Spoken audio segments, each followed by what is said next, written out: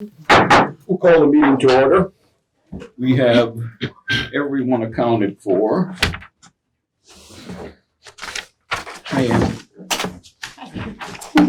Would you all please stand, if so inclined, face the flag as we say the Pledge of Allegiance. I pledge allegiance to the flag of the United States of America and to the republic for which it stands, one nation, under God, indivisible, with liberty and justice for all.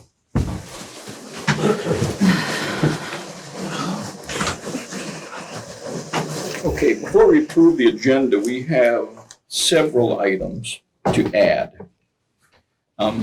Right behind the consent agenda, I would put this one, which would be approval of the updated head and assistant coaches.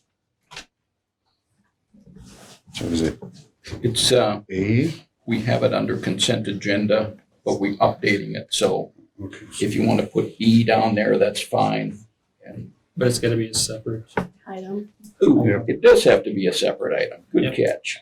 So it can't So be after E. consent agenda? After consent agenda and before the board, SOUP's report, we'll put it on there. Okay. We'll call it head coaches, assistant coaches. Okay. Number 2 would be the petition to remove the appointment to the school board vacancy. And we can do that under old business since it is old business. We're updating it, but we'll call that under A1. And what are we calling it? Petition. It's the, Petition to remove, we can just do that. That is a discussion item. It's not really a voting item. okay.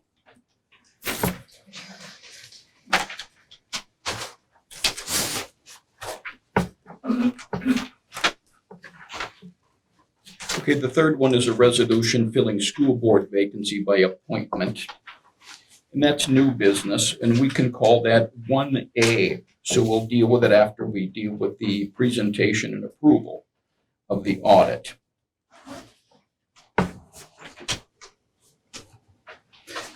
And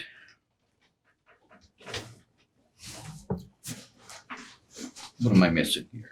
Petition to Teacher remove. contract. And the teacher contract, we will take care of that in item 7 at the end of new business.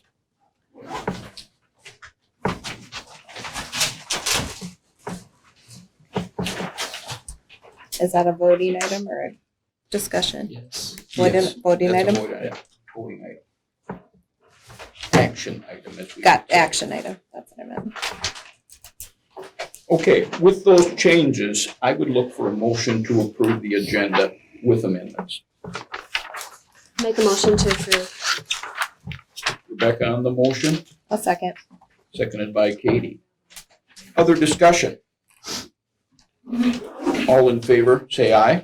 Aye. Opposed? That is carried. 5-0. Scheduled presenters. Audit presentation, Smith Schaefer. Steve, you're up to bat. Okay. Where do you want me to stand? Are we gonna have an overhead here, wherever you want to stand by the flag, if it fits you Okay. better? That works. Would you like the presentation up first, or I suppose the letter is just? No, not that one. The presentation, the letter I'll go through is the one I passed out, so. Okay. My name is Steve Solveson. I'm with Smith Schaefer. Been there since 2005. Worked in the Rochester office and then moved to Red Wing to run the Red Wing office. So been in Red Wing since 2011. I've been doing schools for probably 20 plus years.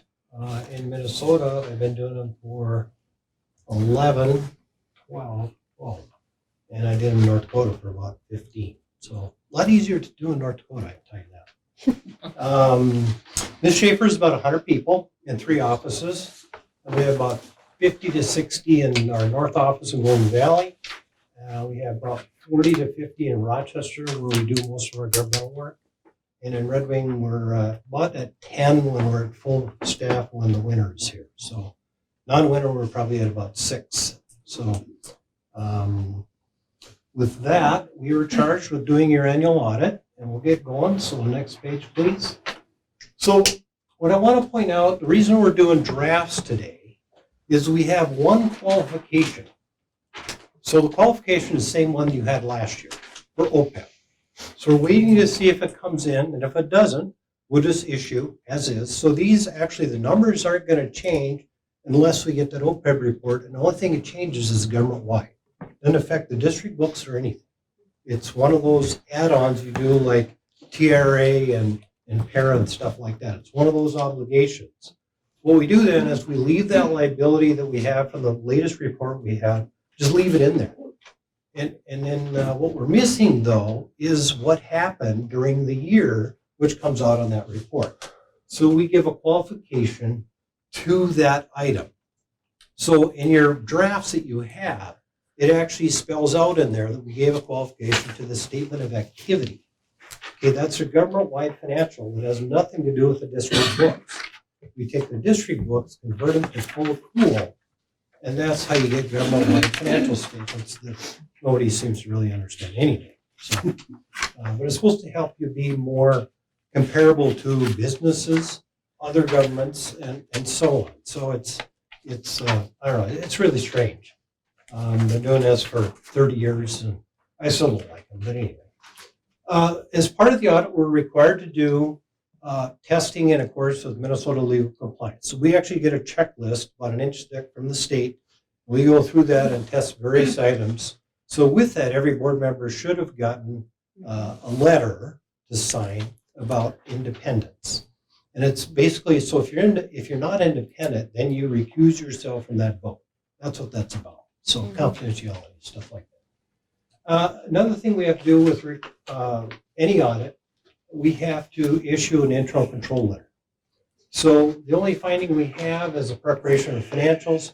And actually, I'm sure Josh could if he had the time, but that's pretty normal for most audits. We're the auditors preparing the financials. We're really not supposed to, but we actually do for 99% of all our jobs. It doesn't matter if they're commercial, governmental, nonprofit, that's just something we do. So that's the only finding, same one you've had in the past, no other findings.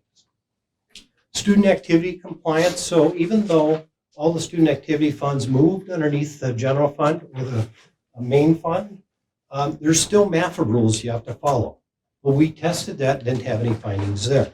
So the audit committee letter is the one I handed out. It looks like this, except yours it's all signed and has letterhead. So that's actually final. And the only thing I want to point out there is, it goes on the first page, talks about responsibility. If you go to page 2, it says, significant policies, was there any change? No. Significant estimates. So on a government-wide basis, we have to do depreciation of all the district assets. That's an estimate. Region 5 does that for you. OPEB, and that's what we're waiting on. But in the pension liabilities is the TRA and the para, and that comes from the state. They give us all the numbers, we put it in a worksheet, we have to do all the deferrals, and they're all in the back. If you really want to read them, you go in the back of your report, I think it's note 8, and it's about 12 to 15 pages long. And if you understand that, good for you. So, because there's a lot of it I don't, and it's like, wow. I mean, it's really out there. So, general and special aid receivables. So, our general ed receivable is actually an estimate until we get final numbers that come later, and the special ed usually doesn't come till March of the following year. So, that's what that's about. And then if you go on to page 3, did we have any uncorrected, corrected misstatements? So those are audit adjustments, and we didn't have any. So as part of the way we do audits, and the way most auditors do it, is we assist in bookkeeping. So we help with the adjustments. So we don't have anything to report. We submit them, they're approved, or if they're not, they're discussed and maybe passed. Now, if they're passed, then maybe we put them in here. But since we have any past ones, then there's nothing to put in here. So do we have any disagreements? None. Management rep letter, that's something that you signed. That was the first one. Superintendent Sampson showed up there. That's already been signed. That just says that basically you made everything available to us. That's what that's for. It's required in the law. Other matters, this has to do with the required supplementary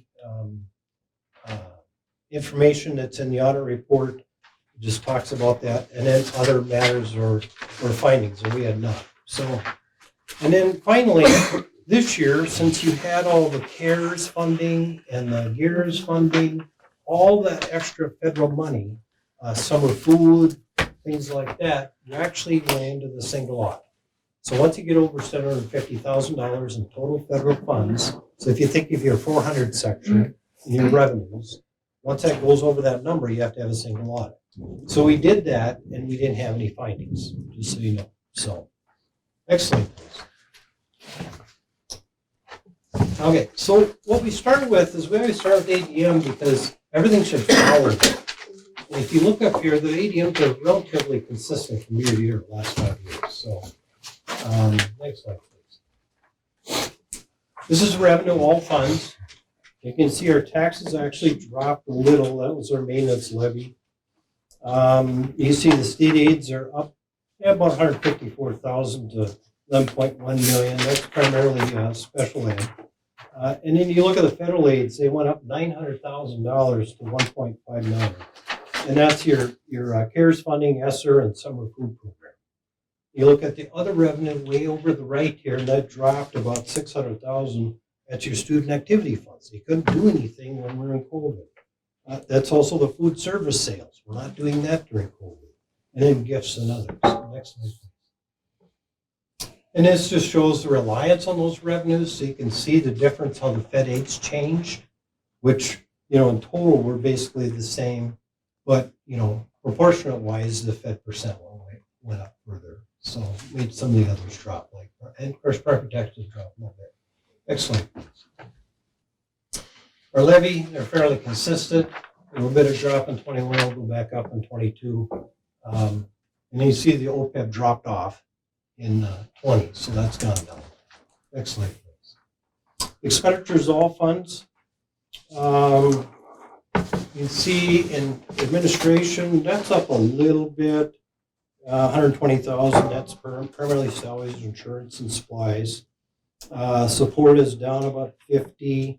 That's post-employment services. Regulars down about 73 to 6.3 million. That's primarily salaries, elementary. Special ed aid or special ed expenditures are down about 142. That's contracted services.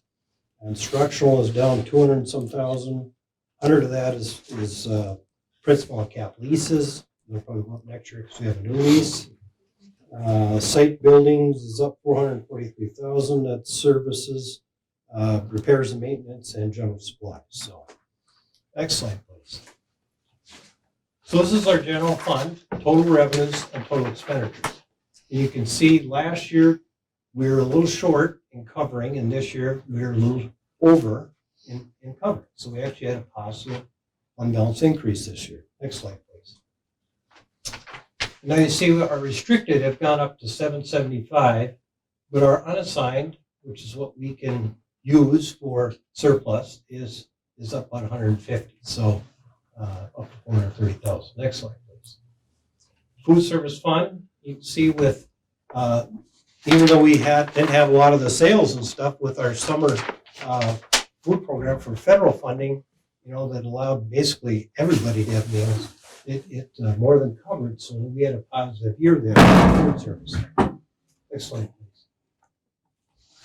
And it shows up in our fund balance. So our fund balance last year was net zero, and the year before was net zero. This year, you see it's positive, with 12,000 in inventory and 3,800 in available. So, next slide, please. Community service, we were short a little bit last year and short a little bit this year. So, go on to the next slide. And you can see our reserves and they're all reserves. It's just that they're different programs. So, within that service, they're basically the same as they were the year before. So eventually we'll have to, school readiness is in there. That's one of the negatives. And then, trying to remember what the other one is. It's, I think, community service ed, I think, is the other negative. So eventually they'll have to be taken care of somehow. So next slide, please. Debt service, you can see last 3 years, basically in debt service, we just want to cover. That's all we're trying to do. So it should look like the last 30 years. Basically, your revenues cover your expenditures, and you really don't have a lot of change in fund balance. Next slide, please. And here you see the fund balance. We have the healthy fund balance, so we have enough fund balance to cover our payments, and that's all that we really care about. Next slide, please. Now we take the expenditures by type, and we divide them by the ADM, and then we get information from the state, allows us to compare that. So if you look at 21 versus 20, we're up a little bit compared to 20, because that's the latest information we have available from the state. So for schools of our size, and the state average, we're right in there. That's really all we care about. We basically staying steady, and we are relatively steady. Even though it's rising, we would expect it to rise. Our revenue rises at the same time. So everything is kind of following each other. So we would expect about right in there. Next slide, please. And this is the main one we watch is regular instruction, because that's the big one, right? So if you look at the last 5 years, it's fairly steady. And then compared to especially the state average, we're right there. So, and that's really what's important. And remember that state average is a year old. So we're probably right on or even less. So next slide. General fund. So this is your general fund as a whole. We take the whole thing divided by the ADM, this we end up with. You see it only went up a couple $100. And it's very comparable to the state. So next slide, please. So in summary, we have 3% in surplus of unassigned, and then our food service is positive, and our community service needs some help. So if I encourage you to read page, I think it's 4 through 12, which is the MD&A, Management Discussion Analysis. That's a nice summary of the report and the year of what happened. That's written by Superintendent Sampson and Josh. And I thank Josh and his group for all the help, and Superintendent Sampson suffering through the draft with me, and so is there any questions? We'd like to be a little healthier than 3%. Yes, you at least want to get to, I'd say, I like schools getting at least a 10. I have some hitting 15 to 20. We would like that as well. We changed our standards recently, so I think we take baby steps moving Yep. up. Yep. So I mean, this last year was positive, and that's what you want.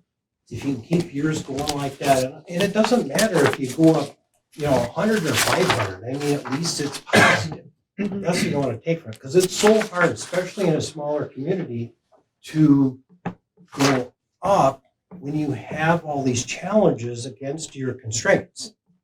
And what's even harder is when your enrollment is dropping and you have to let people go. That's the hardest. Well, now going up is almost just as hard because you can't find employees. We can't either. I figure our profession is down 10% nationwide. We have 100 people in our firm, and we're missing at least 10 at any one day.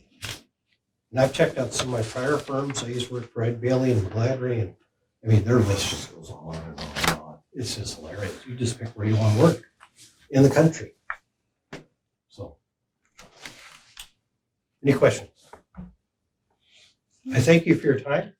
Thank you. And like I said, at the way it is right now with that qualification, we can actually final it right now. But we're waiting to see if we can clear it. That's all we're waiting on.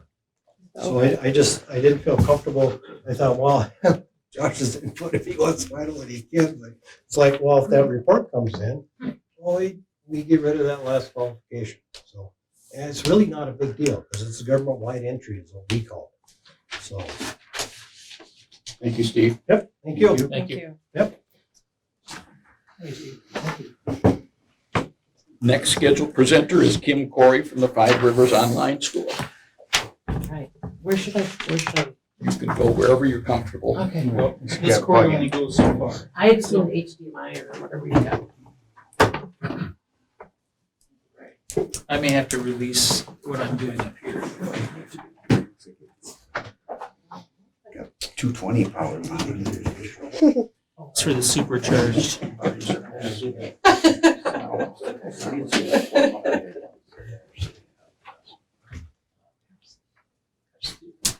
I may have to change. Are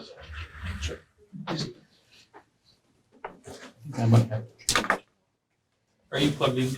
I am. Just where you have it. Yeah, I think so. Is that okay? No, it's Then fine. I'll just push my button. All good.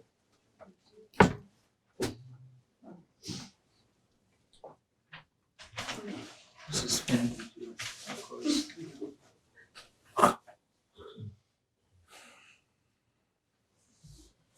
Yeah, one more.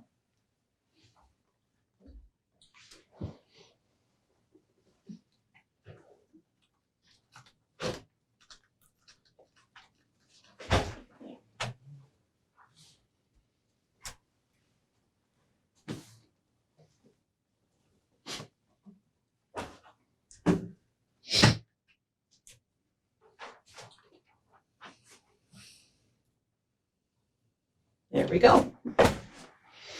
Well, thank you for having me. I'm Kim Corey. I'm the principal at Five Rivers Online, your online option for your students here in Cannon Falls, and thanks to the whole community. I'm sure you all are here for me tonight, so I really appreciate you coming to support Five Rivers Online. I have been to almost all of the boards in Goodhue County. Next week I'm at Goodhue, so and Katie is the representative for the board, so this might look a little redundant to you, That's but okay. I thought with Superintendent Sampson, I thought what a great time to show the good work that you all have invested in. So for Five Rivers Online, online learning is not the next big thing. It is the now big thing. And I realize we're in a brick and mortar right now, but it is certainly catching on, and I know that all of us have some experience with that. I'm hoping this will work. This is our informational video that we put together at the very beginning of the year. I just want to show the quality of the investment that we have made into and for some, advertising virtual for this classrooms have program. come with many positive benefits and outcomes. If you agree and you found yourself wanting a fully virtual K-12 option for the 2021-2022 school year, then we're excited to welcome you to Five Rivers Online, Goodhue County Education District's new virtual learning provider. Five Rivers Online is the option you've been looking for, serving the districts of Cannon Falls, Goodhue, Kenyon-Wanamingo, Lake City, Red Wing, and Zumbrota-Mazeppa. At Five Rivers Online, we know the benefits of virtual learning look different for each student. Some students thrive online, enjoying the unique combination of structure and independence. Others enjoy the virtual freedom that allows for personalized learning, self-directed work, and flexible classes available anytime, anywhere. Distractions are minimized, accessibility is maximized, and relationships are cultivated every day. Virtually, students are creating connections, exploring new ideas, and enjoying the excitement that comes with learning and discovery. Five Rivers Online exists to support our students' discovery by providing complete K-12 online learning opportunities. With best-in-class teachers, cutting-edge technology, and our link to the Goodhue County Education District, we're committed to delivering classes that exceed your expectations. Your student will receive a world-class education from the comfort of home, while still enjoying in-person access to the extracurricular opportunities all students enjoy. It's the best of both worlds. Curious about Five Rivers Online as an option for you and your family? Visit us today at fiveriversonline.org to learn more. Explore our program options, find answers to frequently asked questions, and get enrolled today for the 2021-2022 school year. We're excited to have you join us this coming year at Five Rivers Online. So that was that's a video that's on our website. I just wanted to do a quick little, this is our website. If you go to it, you can click on different things. You're going to find what the families can look at, what life looks like, what some of the academics, and it has some easy access for our families. And all right, so we'll get into some of the nitty gritty here. Oops, sorry, I'm going to click out of this. Sorry. All right.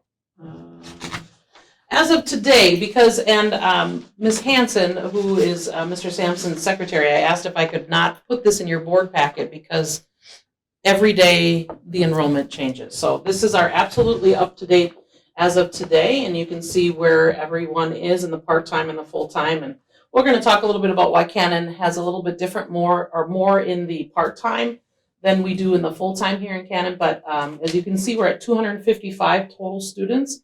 I presented to Kenyon Wanamingo's board in July, and we had 4. So to say that this has been a success is something we're really proud of. 196 full-time students and 59 part-time students. And we are open to the entire state of Minnesota as well, with preference given to our member districts. And here is the breakdown of all 6 districts. And as you know, as we would expect, Red Wing would have the biggest, as they are the biggest district. But you can see where Cannon also comes in the circle here. Current enrollment, K through 6 has a, if you are an elementary student and you come to Five Rivers, you have a permanent teacher. You see that teacher all day in person. You are not working on your own, and so we call that synchronous. It'd just be like if they were in the classroom, but their classroom is online. So you can see that Cannon has a couple students, and where the breakdown is of the different students K through 6. 7 through 12, this is all asynchronous. So this means the student learns at the student's pace. The student can decide when and where they want to take those classes and how we're doing that. So as you can see, Cannon has 39 students of the 204 total, with the different breakdowns, which we would expect that we're going to see more kids as older students taking asynchronous classes. These are your learning options that I started out. And this isn't an exhaustive list, but a student at Cannon Falls can be fully in person. They can be, and most of Cannons are fully in person with a partial in person, or I'm sorry, a partial with me online, or they can be fully online. And Kirsten Hoffman, your high school counselor, and I are probably in weekly conversations with each other, making sure that our students here in Cannon are finding success. So some of the works that we have in process, I mean, this is not an exhaustive list either. So just like your school district here, you're constantly working on things. It's just that we're the baby. We're only 3 months old. So Cannon Falls has probably been a school district since the 1800s or something like that, maybe not. But this has taken us some time to get up and rolling. One slide that I did take out, but then the gentleman from the audit talked about how difficult it is to get candidates. I will say we've had 0, we have to turn people away. I think the world has changed in terms of education and what people are looking for in their employment. We have had an incredible amount of great success in finding candidates. I have people that live way north in the Twin Cities that are working for me. I had candidates from Saudi Arabia. I had candidates from Tennessee. I had candidates from California. So it just kind of goes to show how things are slightly changing. For you as a school board, as you just got done with your audit, you're going to want to know, how does the funding work? And I am not the expert in this, and I know Mr. Sampson is always working with Ms. Johnson, the executive director, and then the business officers work together. So the funding works mostly like our alternative education programs, where 5RO is almost like a tuition-based model. The funding travels with the student, comes to 5RO. 5RO then bills back the district, I think, and if I'm saying that right, this part makes me nervous because some people take this very, very seriously. So GCD will share that expenses back to each of the districts. This is just using a pupil unit of 180.8. This is not accurate because it changes again. This was a general formula that we had thrown out, and what the revenue would be to come in from those full-time students. The difference of an open enrollee, though, is that we get all of the GCED gets all of the money once an open enrollee comes. So we don't share back. I have some students from Shakopee, for instance. Shakopee doesn't get the money. GCD gets the money. And so you can kind of see where kind of breaks down the revenue. the expense, and then what goes back to what remains in the resident district. Some of the questions that have come up is, if we didn't, and perhaps Jeff, you can speak to this a little bit better than I can. If a student never came to 5RO, we'll never know if they would have been lost to another online program. That's an unknown. If the student had stayed full-time at Cannon, obviously then that money would have stayed full-time at Cannon. We don't know if the student, there's just this unknown. And we wanted to give this as an option to anyone wanting an online experience. So some other things that have come up is that why couldn't Cannon Falls also have their own school? And you certainly can. It's just that we took an enrollment example of 80 and then we ran it through. And you can kind of see here some of the per pupil units, the expenses, the projected revenue. This is what it costs. This program is state approved, and because it's state approved, there's a lot of things that go into being a state school, just like you deal with here. I just lost my train of thought, but Cannon Falls could not have had their own online school without it being a state-approved school this year because of the executive orders, as I understand. I'm again looking at Mr. Sampson thinking, I hope I'm saying that correct. So if you had students that wanted to take online classes, they would have had to take them outside of the district. And so you can see with the revenue and the expenses of an 80 student, there would have been some sort of a loss. Some of the best benefits of joining as one of the 6 districts is, I want to probably grab the most, is that you're not competing with each other. Mm-hmm. If Red Wing had opened their own school, any Cannon Falls student would have then open enrolled, and then it would be gone. So that's where under the GCAD umbrella, it all kind of goes back into the pot.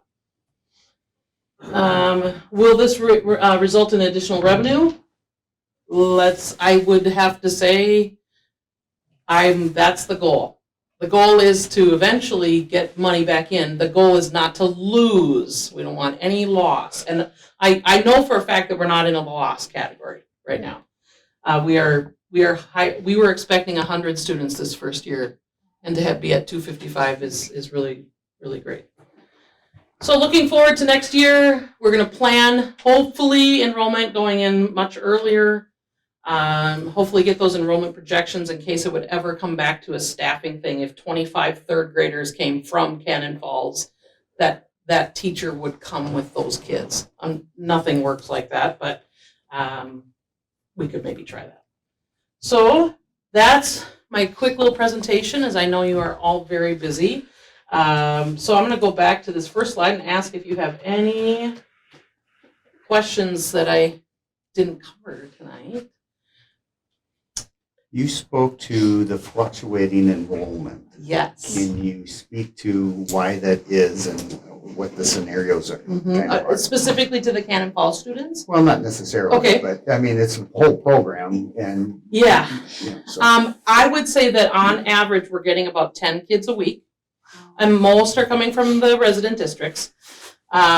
We've also started to ask if it's COVID related or if it's learning related, and I would say that only about a quarter of our kids, at least on the enrollment form, are saying it's COVID related. So I think it's just another everything. We all can do this where we look and go, well, I don't actually have to do that in that time frame. I will also say that I have an inverted bell curve of students right now. I have a lot of students who are very self-driven, like ready to get done. In fact, I had a student today finish her semester 1 math. So now she doesn't, because for the first year, we're not starting semester 2 until semester 2. So now she was so motivated to get it done and had a very, very appropriate grade. So now she gets like December and January off from that. So to her, that was motivating. The other fluctuations we are definitely working with districts on, I don't like school this week and then I want to go back to school. That's not happening.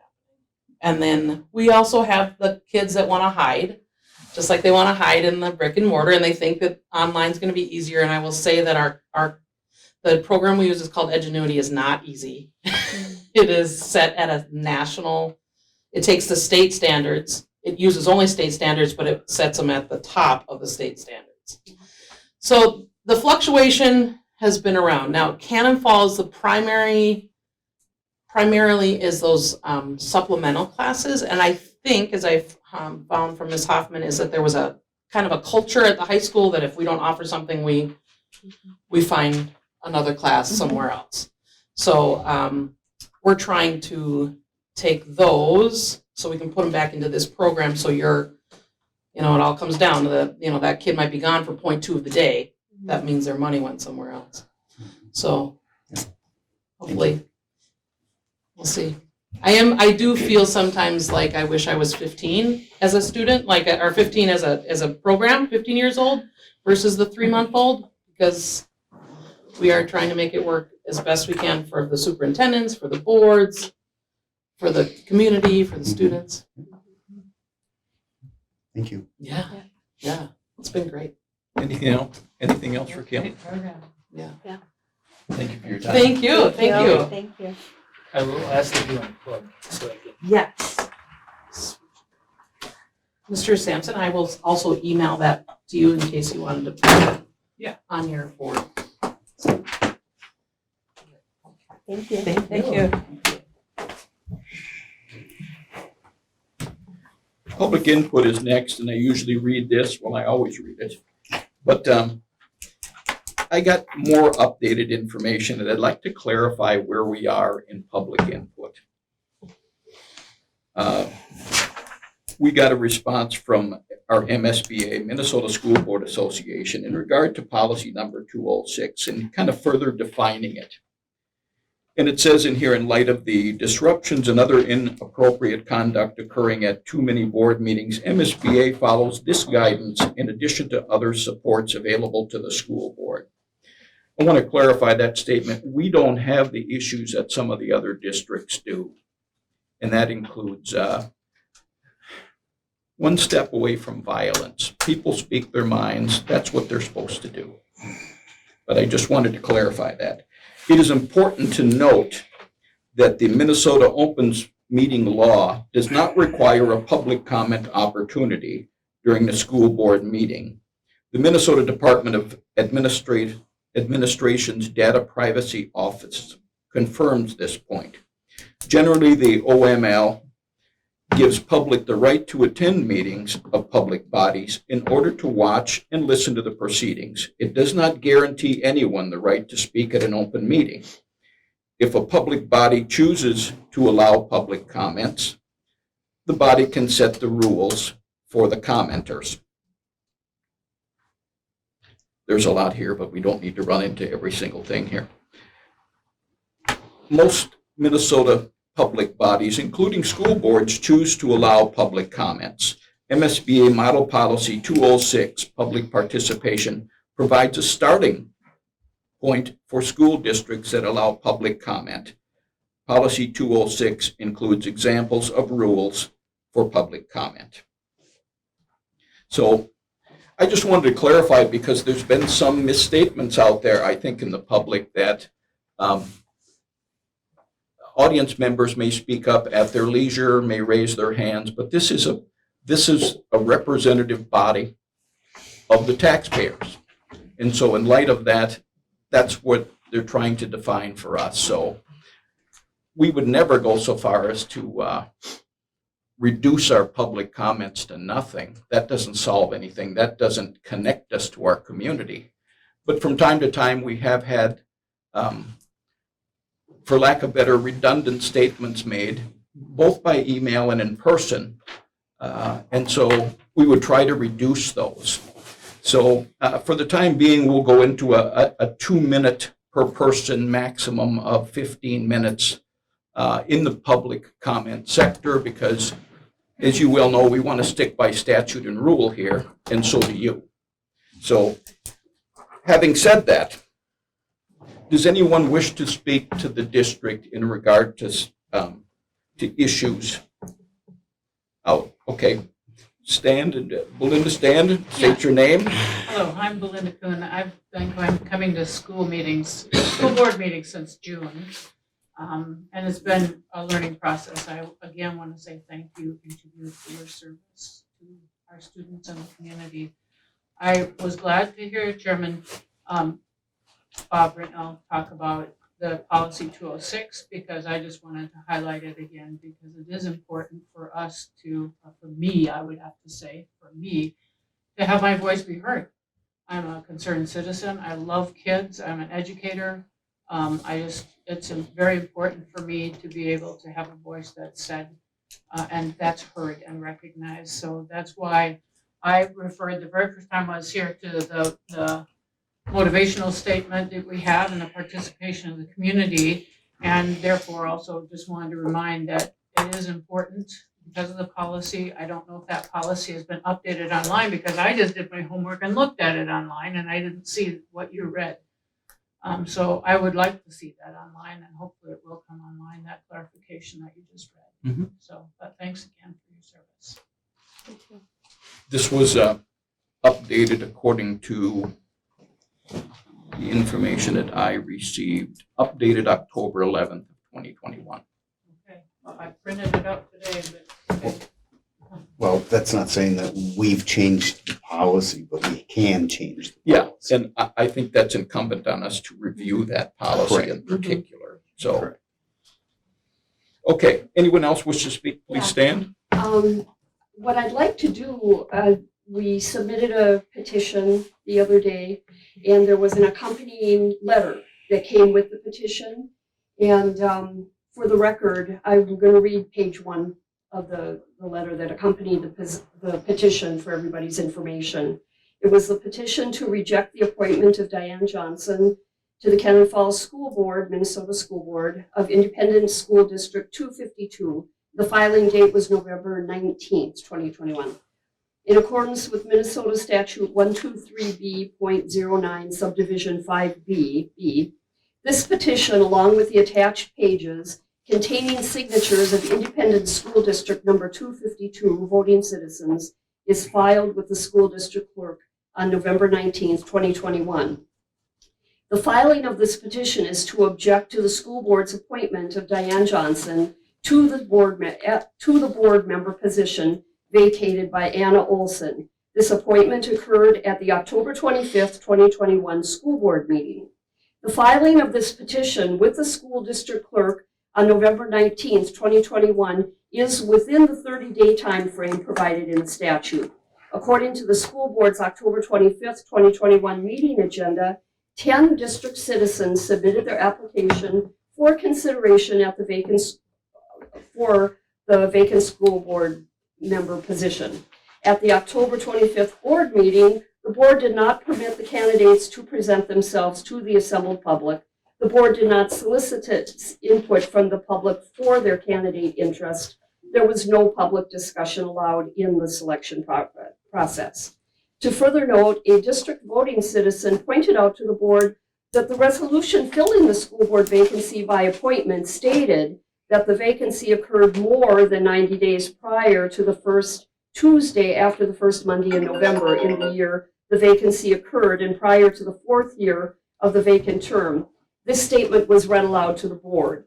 The citizen questioned if the statement was correct, and there was no response from the board. As such, the citizen reminded the board that the Minnesota statute requires the board to hold a special election to fill the vacant position. Again, no response from the board. The public that was present at the October 25th, 2021 board meeting wanted a special election to be held due to the numerous candidates interested in the vacant position. Somebody was going to continue reading. I'm Heather Johnson, parent. Hold on a second, I need your name. Pam Collins. Oh, my name? I'm sorry, Pam Collins. Thank you. Sorry. Heather Johnson, parent. Thank you. Page 2 of the letter. Again, the board did not involve themselves in a discussion with the public. As such, at the October 25th, 2021 board meeting, the board members all voted to approve the resolution language that requires a special election by state statute. The board then unanimously approved the appointment of Diane Johnson. The board's actions are contrary to the language in their approved resolution to fill the vacancy as a special election is required. At the school board's November 8, 2021 board meeting, the board amended the October 25, 2021 minutes to correct a typo in the minutes from the word more to less in the minutes report for the resolution. However, the board did not submit the resolution filling school board vacancy by appointment with the revised wording for approval. As such, the board's appointment is not valid due to the revised resolution not being acted upon with an approval from the board. This petition, as submitted with attached pages, contains the names and signatures of district voters across the school district. These signatures represented include rural outlying townships such as Leon, Stanton, Vassa, and Welch. Some 85% of the citizens contacted were not in support of an appointment by the school board. They want to vote for a candidate of their choice with a special election. As understood, America is still a republic, and therefore voting for representation is an American right that the board has intentionally taken away from the school district voters. You will note on the petition signature pages the statement demanding a special election to fill the vacant board member position. The individuals signing the petition were fully aware of the action they were signing for. The vast majority of those who signed did so immediately as they firmly believed in an election process for school board representation. Some of these citizens also voted their displeasure with the school, their displeasure with the school administration, and the school board members. The citizens of this district are not being listened to was a common theme heard from individuals signing this petition. The filing of this petition is to reject the appointment of Diane Johnson to fill the vacant ISD 252 school board member position. At the school board meeting of September 27, 2021, Diane Johnson screamed, yelled at the public citizens in attendance, accusing them of disrespect towards the board members. Ms. Johnson screamed, lecturing to the public present was not warranted as there was no disorder from the public during this meeting. And she's going to finish. Becky Youngmark, page 3. Diane Johnson's emotional outburst of anger towards the public in attendance is not someone that should be representing the citizens of the district. The school board's minutes will not record this outburst as the board is not including any of the public's comments in their official minutes of record for their meetings. However, many of the public present can affirm this occurrence. Although the school board has rejected input with discussion from the citizens of the district at their board meetings, a solution is offered with this petition. To note, this refusal to have discussion with the public is contrary to their own policy contained in Policy 206, Public Participation. The policy of the school board is to encourage discussion by persons of subject related to the management of the school district at school board meetings. Be it known that district citizens who have signed this petition are wanting a special election to fill the vacant ISD number 252 school board position due to the resignation of Anna Olson. The special election can be held at the same time as a school district referendum vote to increase taxes of district citizens due to a request of additional district funding dollars. The district has proposed this voting date as February 8th, 2022. There would be a minimum expense for an election of a board member at the same time as the February 8th, 2022 referendum. The district superintendent, in an outburst after the October 25th, 2021 board meeting, stated his objections for spending $10,000 to hold a special election. By contrast, he is accepting of spending district funds with marketing costs for a referendum February 8th, 2022 to seek voter approval to increase their taxes to provide additional funding for the school district. By not holding a special election to fill the school board member position vacated by the resignation of Anna Olson, the board is alienating district voters they need to support the tax-funded resolution. On behalf of Minnesota's Independent School District number 252, concerned citizens whose signatures are included, I am filing this petition. Respectfully, Mark Lund, taxpayer of ISD number 252, attachment 40 pages of district voter signatures. Anyone else wish to speak? I do. I'm off subject of what they're on. Jackie Grimes, parent. I'm talking about the masks that we're doing on our elementary school. I saw the email that was sent out to parents and also the fact that the high school students may soon be masked. If we can be in this meeting without masks, why are we masking the children? Our children have a 99.97% recovery rate. I read in the school, or in the Cannon-Falls Beacon, that there's a ad for a co-op school. So parents are looking for an alternative to you guys masking our children and the choices you're making. We've already lost students and we're going to lose more. With masks, children have tooth decay, lack of oxygen. When my grandson came home from school, we aren't giving them new masks through the day. He came home after lunch and on the inside of the mask was from him breathing, and the food that he ate was on the inside, and he's breathing that in. It was gross. It was totally gross.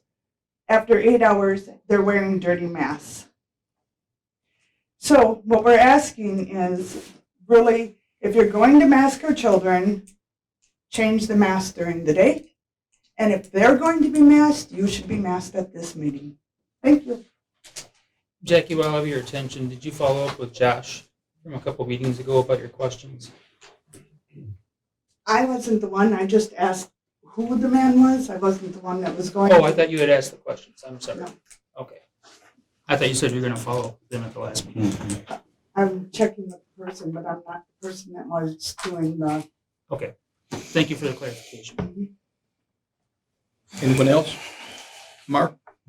Mark Lund, taxpayer in the district. I have in front of me here, part of that petition was requesting a special election. Minnesota statute 2058.05 titled Special Election states that upon petition filed with the school board of 50 or more voters of the school district or 5% of the number of voters voting at the preceding school district general election, whichever is greater, the school board shall by resolution call a special election to vote on any matter requiring approval of the voters in the district. So this is, if I read this, with that petition filed requesting special election, falls under our authority to request that, and it says here that you're supposed to respond to that. So I'm sure you know about this statute. We met the requirement with the signatures. The referendum, you've got in your agenda a couple of resolutions for appointing judges, et cetera, for this February 8th referendum. The good portion of these judges and both ballot counters are employees of the school district. Seems to be a conflict of interest to have one of the head judges be an employee of the district office. The folks that are counting absentee ballots for receiving them, all three of them are district employees. Two of the four going to the senior citizens places to deliver ballots. Two of the four are district employees. Seems to be a conflict of interest to have a legitimate counting of ballots and also judges for the election. Just want to make that known. In your agenda, you have a staff development from the teacher's submission. And the question I have for you is apparently they're asking for about $158,000. And they're claiming in their goals, they want three ongoing goals of the committee are, and number 3 includes all learners in cultural competency. Not sure what cultural competency is. Maybe the board can explain it because you're going to be approving this staff development plan. And also actions to support these goals, cultural competency, along with local initiatives. So I'd be curious to know what the board's understanding is for cultural competency in this lesson plan. Plan also includes some staff development with criteria from a Joe Beckman on social emotional learning. I'd like to know what that is, what that curriculum entails.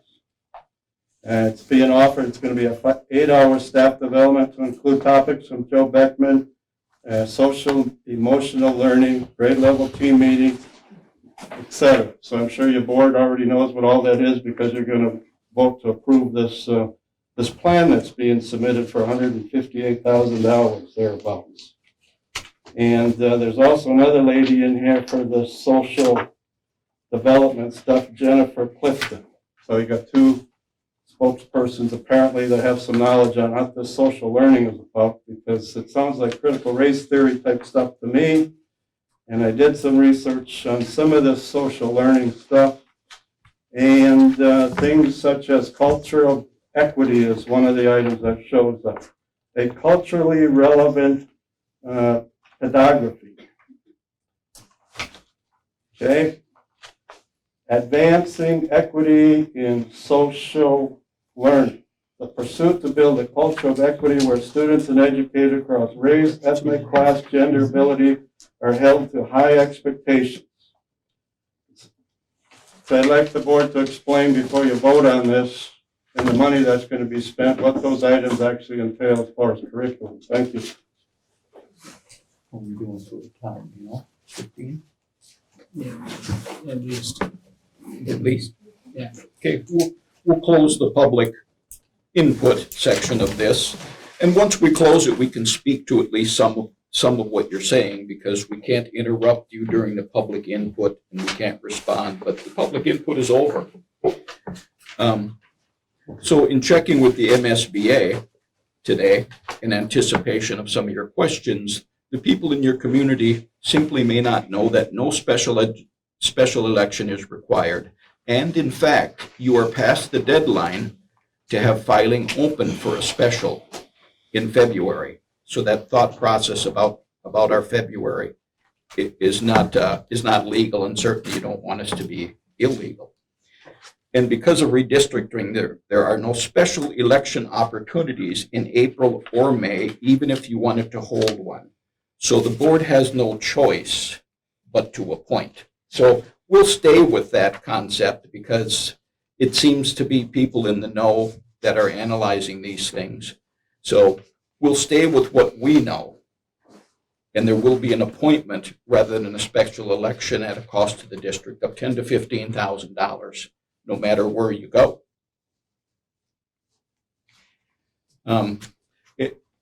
In response to some of the other questions we've had in the past, as long as we're on that, it's been asked about the superintendent and his duties. As per statute and policy, we hire the superintendent and he makes all the day-to-day decisions for us. I want you to understand that as a board. And we've been asked this in emails at least 3 times and in person at least 1 time. So I want to reemphasize to you that we are the board of directors. We have other employment. And so we hire this person to do our bidding for us, to make our decisions and bring those decisions to us for analysis. If we choose not to follow his path, we will go in a different direction. But it's incumbent on you after 4 times to understand that this is who the school superintendent is. So we'll put that constant request to rest right now. That's who he is. And the question about possible voting conflicts, you threw out, it seems to be. Have you got any legal reasons why people that are employed by the district can't be voting? That's more rhetorical, Mark. You can't answer that now that we're done. So I would suspect that we're well within our rights and the rules to continue to use personnel. As the city uses personnel in their elections, it's just done. There should be no secrets to that. There should be nothing that says we're hiding from them, because we're not. So you can check into that if you'd like. The one thing I'd like to part with when it comes to response is, in the time that we've had discussions with the group, I don't know what you would call yourselves, the grassroots group. You're a very well-organized group as far as I can see and as far as Mr. Lund has acknowledged in the past. Having said that, the one area that we never deal with, and you've never brought up at least once, is our kids. I don't know why we have to discuss resolutions which have been brought forth as being inappropriate, we spend money with our attorneys to make sure that we're proper. And the response has been, you're proper. So I don't know if we need to continue to defend that like we defend the superintendent's right. We ceded his authority. So that's what we do. Somebody has to operate this school on a day-to-day basis, and why wouldn't it be a superintendent? We're proud of the superintendency that we have. And just so you guys all understand, everybody in this room, who we are as a school district, we're very proud of ourselves, scholastically, academically. If you look up the U.S. News and World Report, dated October, please write that down. We were the number 41 school in the state of Minnesota out of more than 400 schools. Now, you might think that's just a flash in the pan, but we've consistently been under 50. So we're in the top 10 as far as the academic process. That includes about 6 criteria, and it reaffirms the kids' college readiness, post-high school readiness. We should be proud of that. Greatschools.org, write that down, also gives us the Gold Award standard for our academic achievements. One of 46 to 50 schools, write that down. We're proud of that. Look at the MCA scores that we've had over the last several years. We're proud of that. And our community should be proud of that, but somehow we get lost on the statements that are made, on the innuendo about somehow we're mismanaging the school when it couldn't be any different than that. And if people in the community aren't proud of our school, just look around and see who our competition is other schools, and I would never disparage them because we've got some excellent schools in the area.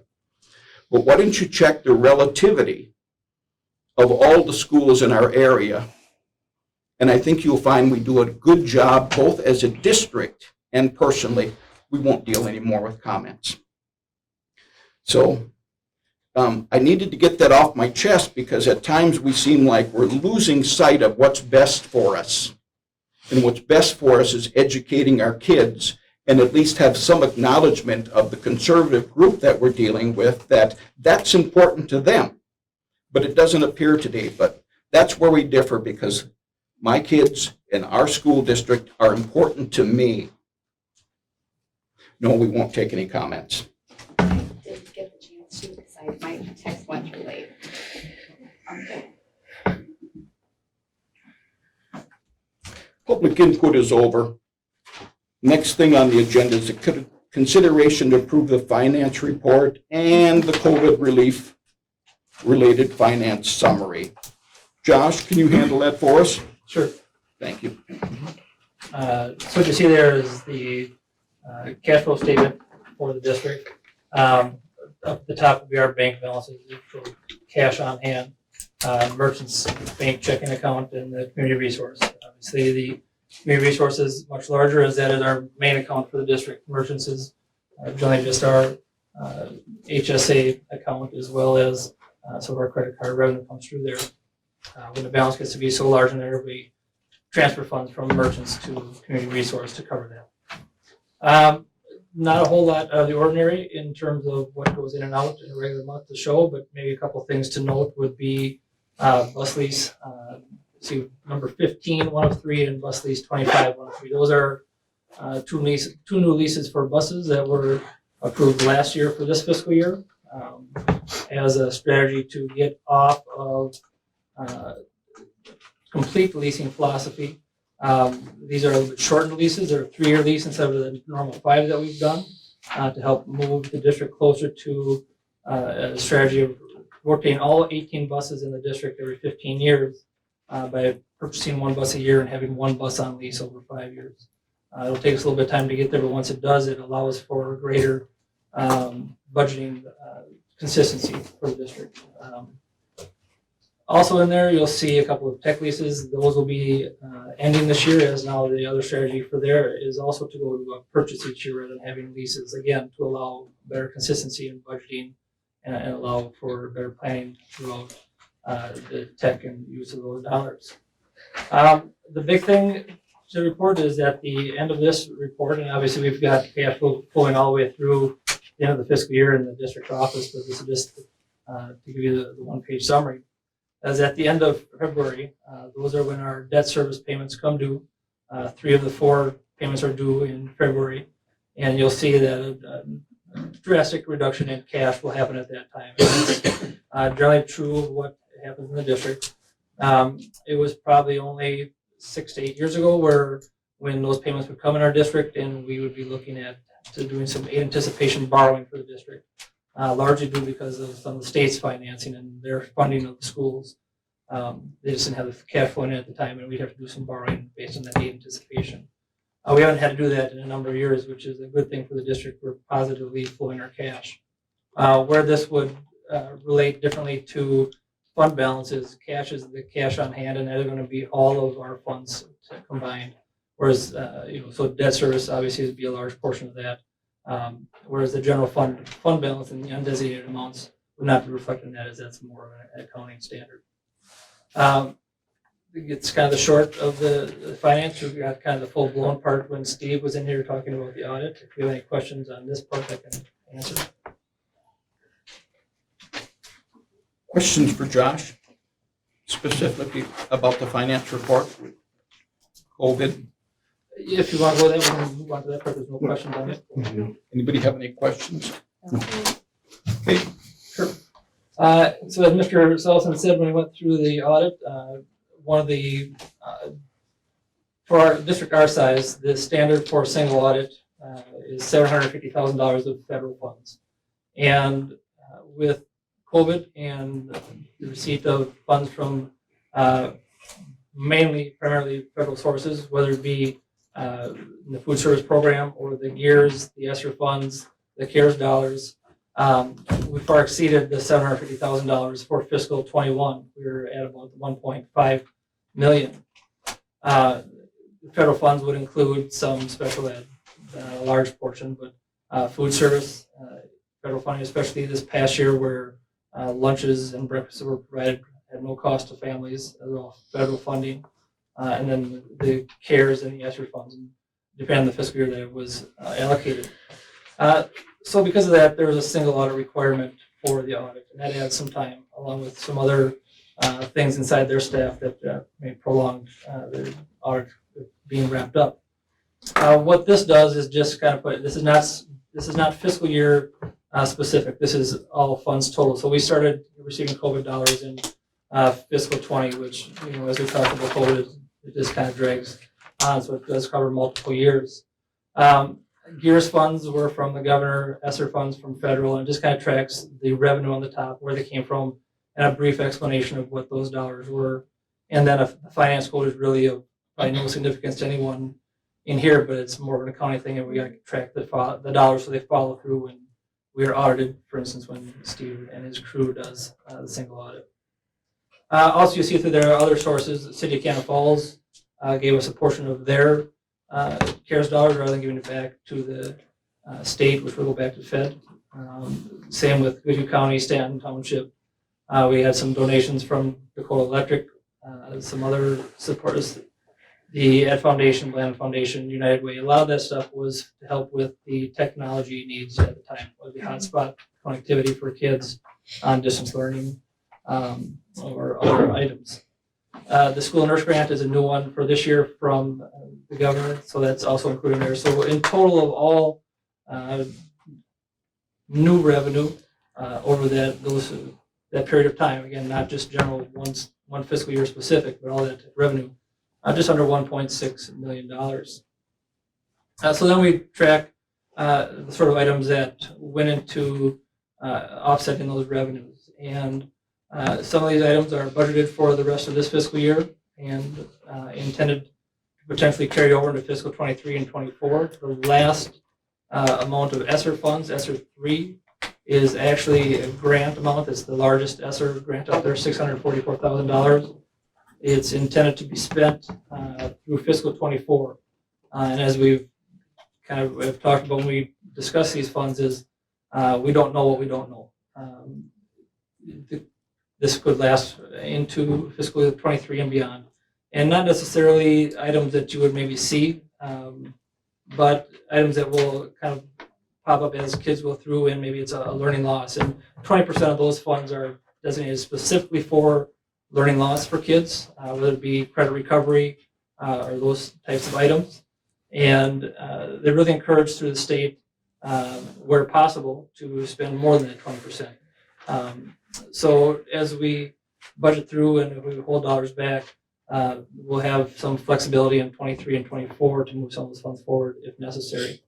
But some of the things that have gone spent already, as you know, right away when COVID hit, we had to provide essential care worker childcare at no cost. There's that expenditure, some distance learning prep for our staff, extra 6 assignments to cover those requirements for learning, additional staffing for nursing support. They do a great job and they do a ton of work. And then some PPE, sanitizer, we had that especially up front, some technology needs. HVAC, one of the things that was able to be approved through the state and it was use of the ESSER funds was HVAC, the bipolar ionization throughout the district. It impacts every single person that visits this district, not just the students and the staff here on a day-to-day basis. So in terms of providing quality to the district and some sanitation of airborne items, that was a large bang for the buck. Signage materials, you saw lots of signs through the district in the last year or so. And you can kind of read through some of the things that are there. Some of the numbers, we're going to have some budgeted items in there, but it is a tracking of it as to date as we went to the meeting for the agenda here. And again, like I said, same with the revenue. There's the accounting report on the left and a brief description on the right. If you have any questions now, I can do my best to answer, and if I can't, I'll get back to you with the answer. So the ESSER funds, you said can possibly go through 2024. Yep, we have the or you can use that. We have the flexibility to spend that revenue through '24 if needed. And would that be something that can be used for continuing like RTI services? As long as it, we're covering like a learning loss or to help. Kids Right, recover and that's catch for back up. that like for to keep them from falling behind or okay. Is there a possibility that might continue past this 2024 or no? As far as ESSER funds or federal funds that You don't know. They have to be expended by that time. Yeah. Gotcha. Okay. So I guess what we were looking at is in terms of do we see another wave of revenue come into the districts? don't think so. Not in the near future. Gotcha. Other questions for Josh? If not, we'll use one motion and a second to approve both the finance report and the COVID-related finance summary. I'll move. Second. Moved by Bill, I'll second. seconded by Rebecca. All in favor of the approval of the finance report and the COVID-related finance summary, say aye. Aye. Opposed? Carried.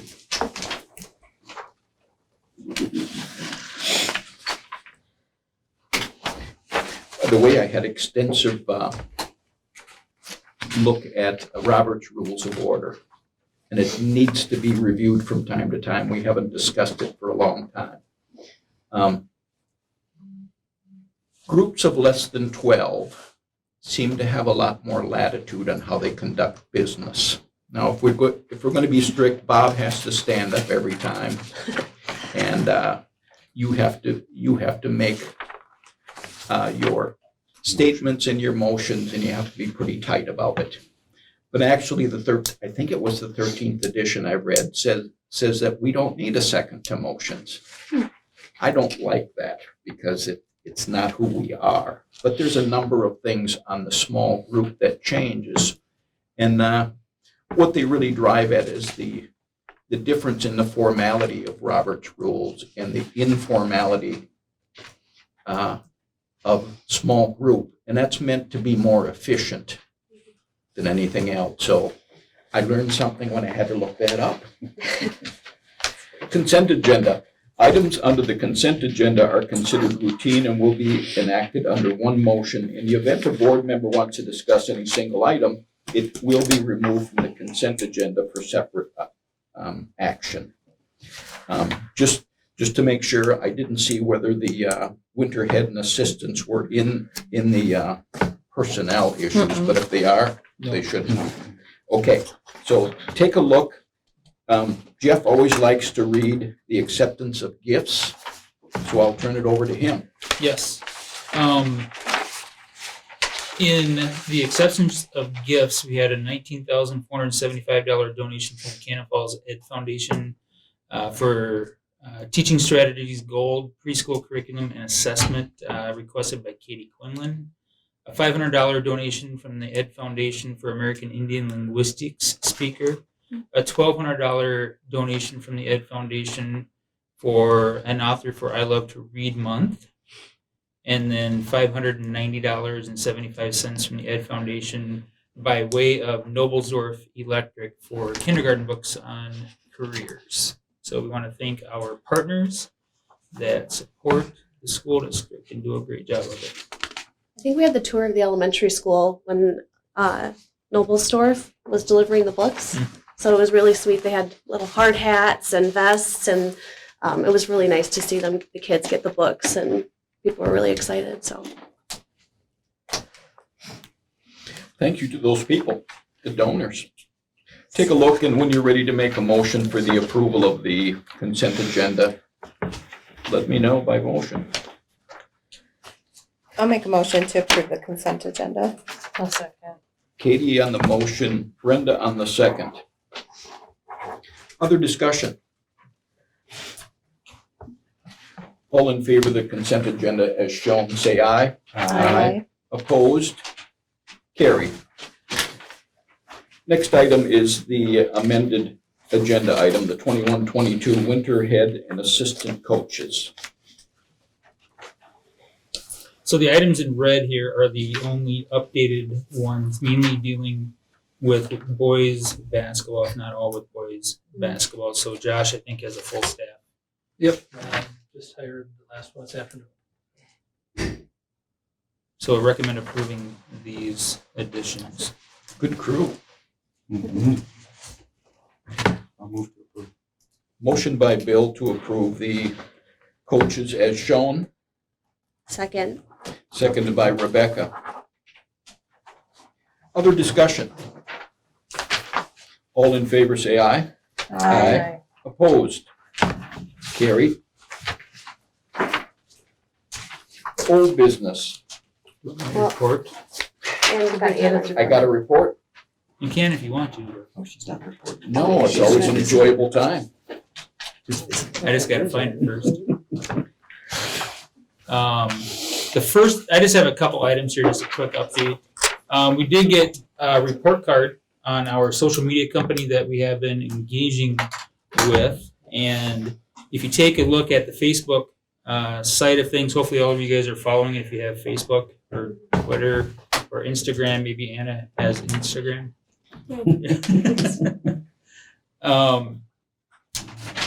We've seen a growth of plus 100 and average monthly reach out to over 10,000 people. When you take a look at some of these most popular posts of how many people that it has reached, it's pretty amazing. I think we're hitting the intended targets. If you look at Twitter and Instagram, Twitter, not so much growth, but definitely Instagram, which I think more kids are using. Okay, that's good. So we're getting the good things told out into the public of all the good things that are going on in Cannon Falls schools here every day. So that is great to see. And then there's also more statistics here about other schools that have using the same company within the state here, and kind of how we compare with, let's say, Pipestone, who is relatively our size, and kind of the Facebook reach, the likes and the Instagram follows and stuff like that. So off to a pretty good start for having it being incorporated for 3 or 4 months. So, any news from the students about how they like that interaction? I've heard good feedback from it, and from like a lot of the teachers I talk with. They think it's fun seeing what's going on, like down at the elementary school and stuff, because they don't get to see that as often. Sure. Good. Well, we get these reports every so often, so whenever I get them, I'll bring them to the board. And then the only other thing is a COVID update, obviously. We've had a huge spike in the county. The county was actually 4th in the nation. 10th in the nation. There was other counties that were ahead of us in Minnesota, but we've had a huge spike here in Minnesota recently, and obviously that has gotten into our schools. We've had to mask in the elementary because we've reached our metrics. We are close in the high school, somebody mentioned early. We will be following those metrics still, and once we get down below those metrics, we will be removing the masks, but not until then, until it's safe to do so because of the safety of the kids. Change them more often, So- please. Mask. That is all I have, unless you guys have questions. None for me. No questions. Now we're turning the page. Action items under old business, petition to remove the appointment to the school board vacancy on October 25th, 2021. So we did get a petition in last Friday that had just under 500 signatures, I would say. They're all posted here online, so you guys can go in and peruse them at your leisure.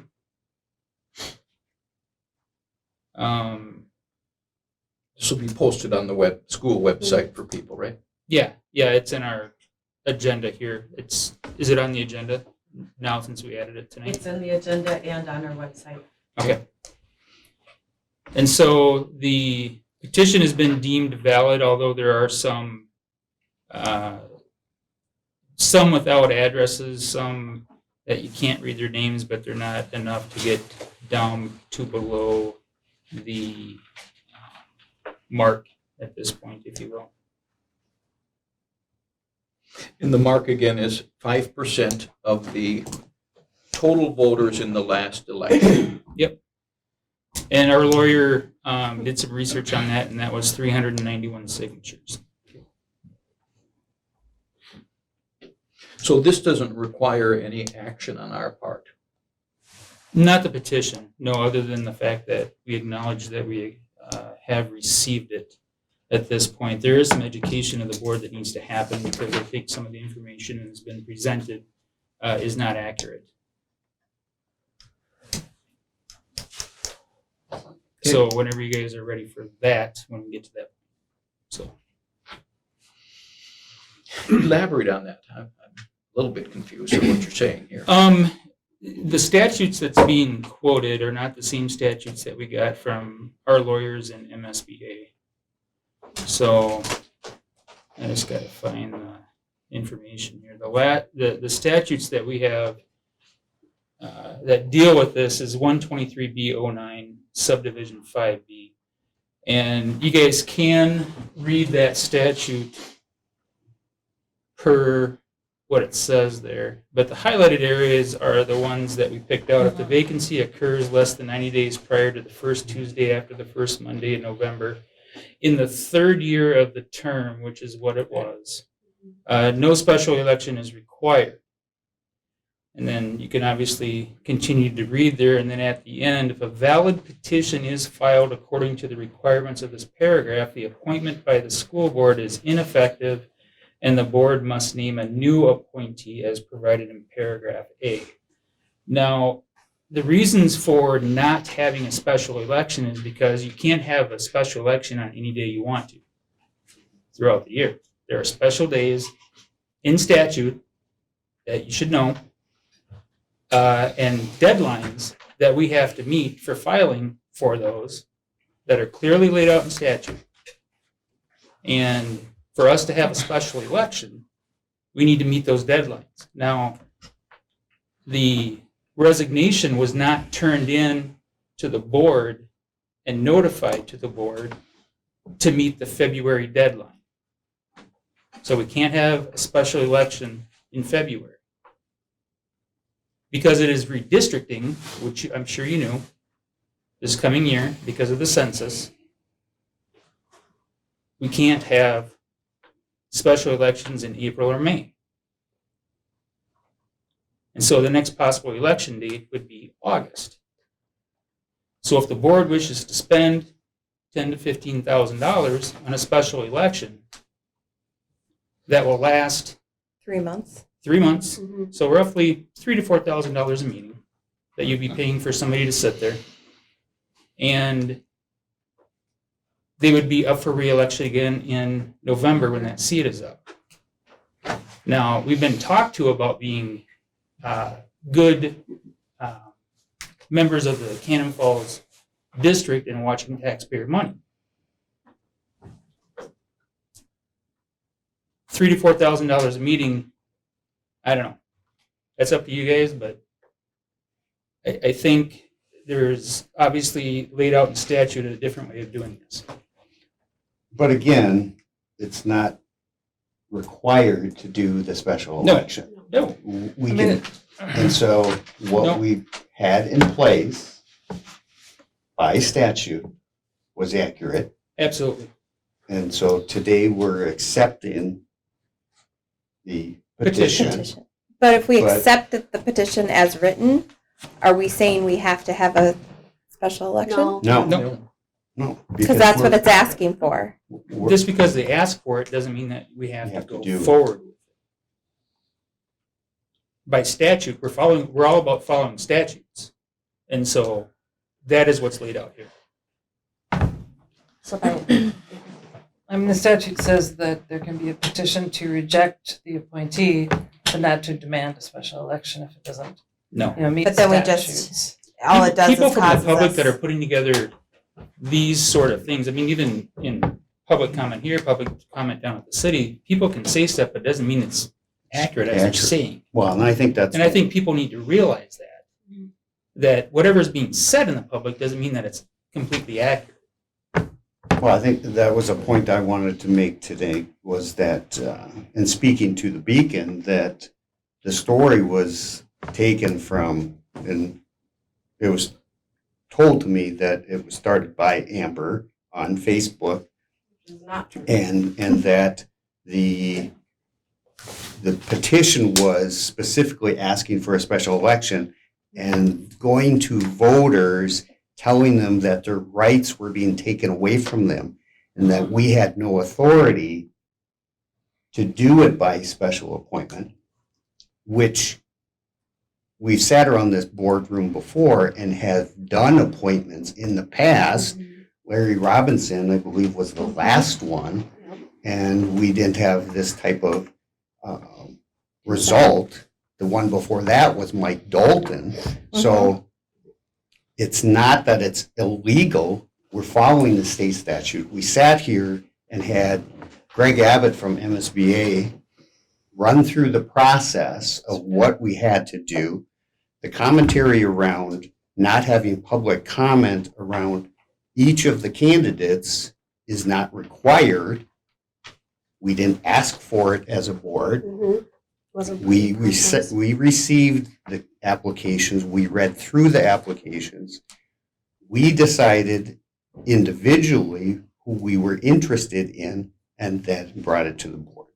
So I don't understand the statute that was referenced and where that falls against this. So this is the one I read. This is the one that I've understood from day one.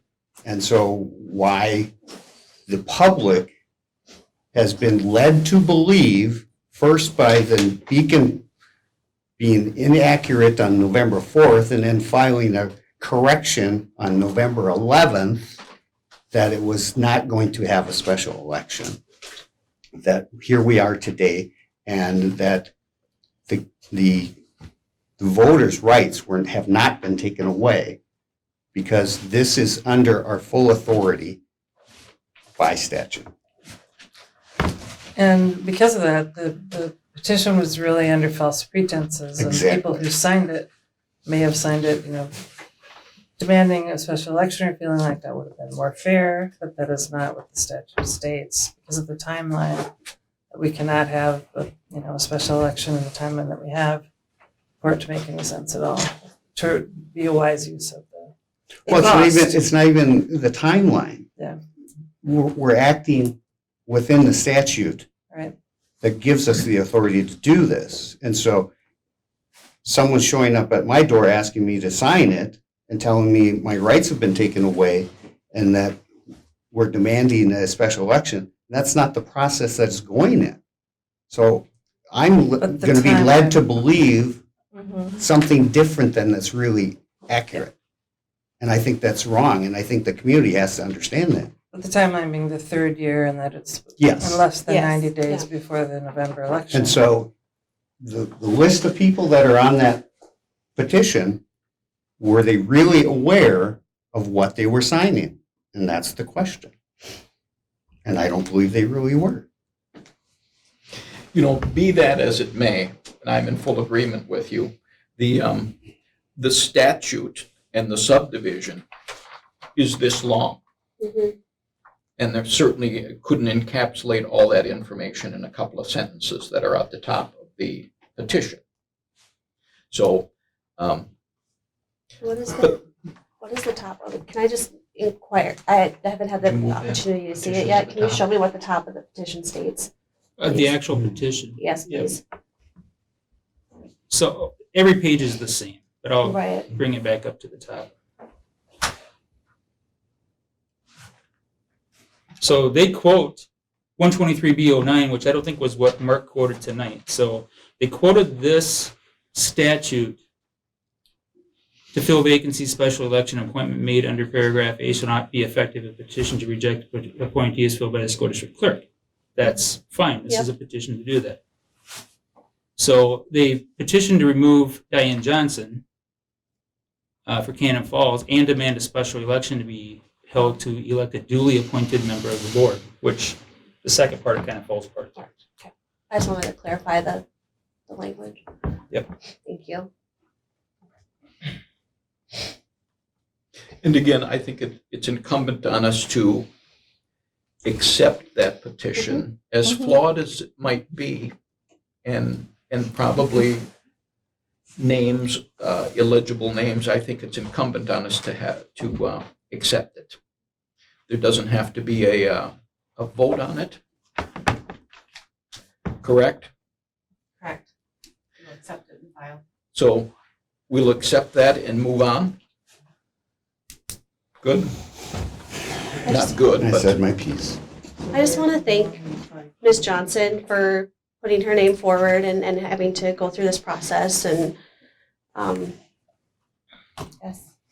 I appreciate your interest in the position, and this is a thankless job in the best of circumstances. And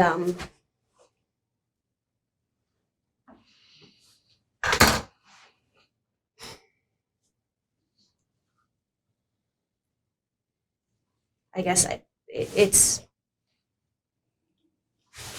disappointing. And like I said, as the individual who nominated her, I guess I just want to publicly state how sorry I am that she had to go through this process. Yes. And I think I she agree. would have been a valuable member of the board.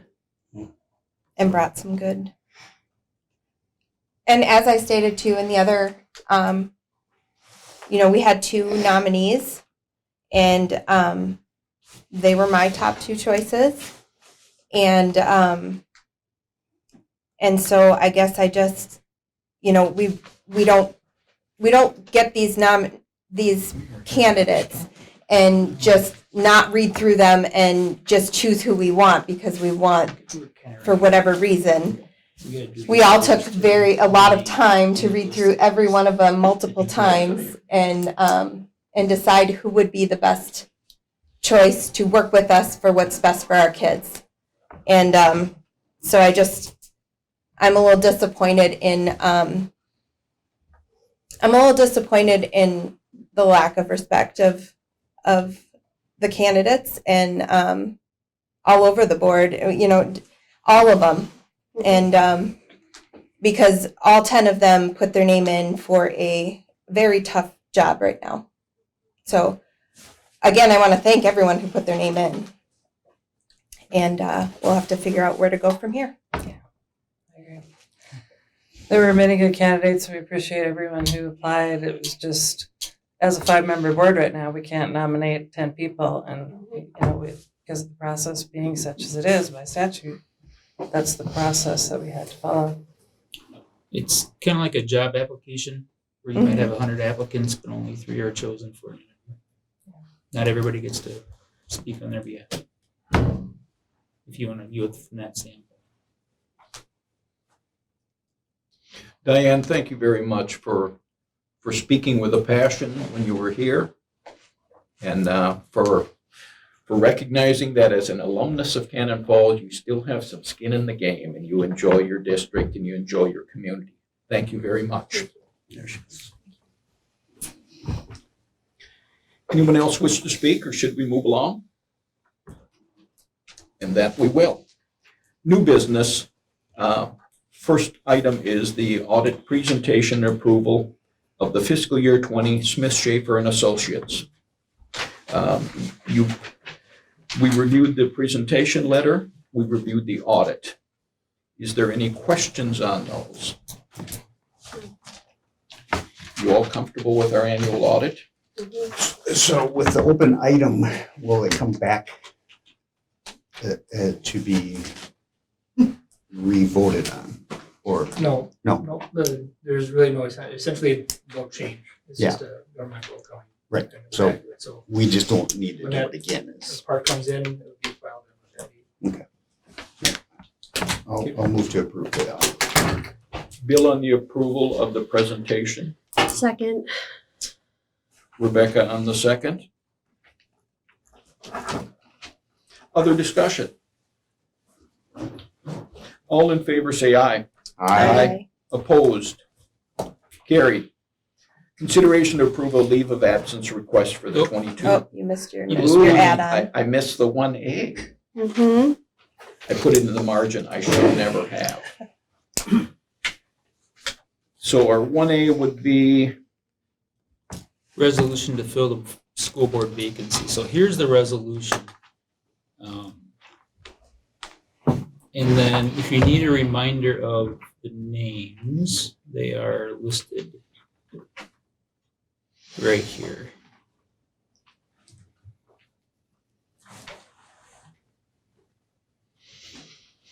So team, what's your pleasure?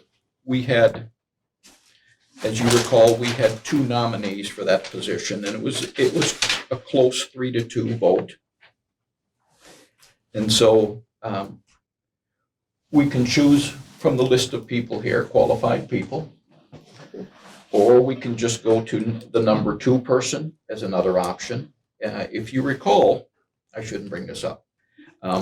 Jeff and a principal from down in Albert Lee were in a dead heat for the superintendency position.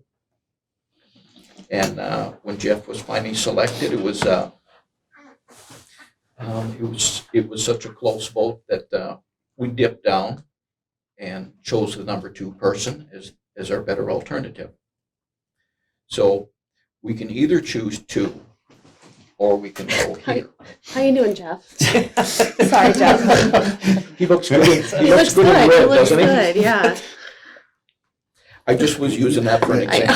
I think there's a little more to that story, but Yeah. Yes, There's a lot of digress. background, but I get where you're going, Bob. Good. 1 person in the room probably. So, so we have an obligation to fulfill that spot, and how will we fill it? Well, considering the process that we went through with MSBA to create the process, we've got 10 candidates, which we were all surprised by, that if we were to go start over again, it's only delaying again. And we So, just need somebody I You think know, we look at the list and consider our candidates. Mhm. Would anyone like to make a motion on candidates then? like nominate? Is that Sure. what you're asking? Sure. Well, I would nominate Luke Winchell. And I would second that. You would second that? I nominated him last time. And like I said, they were my top two. So there's a motion on the floor to nominate Luke Winchell for the position of temporary school board member until the upcoming election next November. That be right? November 22. If he wants it. Well, that would be my next point. So the motion was made by whom again? Bill? Me. Katie. I second it. And seconded by Bill. I think you gotta look at other nominations too, if there's any other. Yeah. Absolutely. Yeah. And before I think you say what you're gonna say. Go ahead. You're cryptic. Are there any other nominees for that position? I'd like to nominate Christopher Dobson.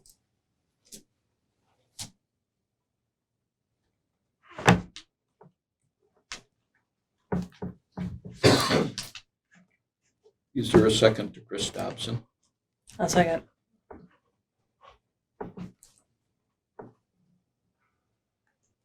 Rebecca and Brenda.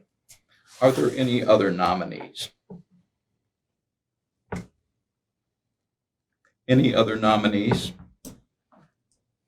Third and final time, any other nominees? Okay, that process is closed. I think the best way to do this is just go sequentially.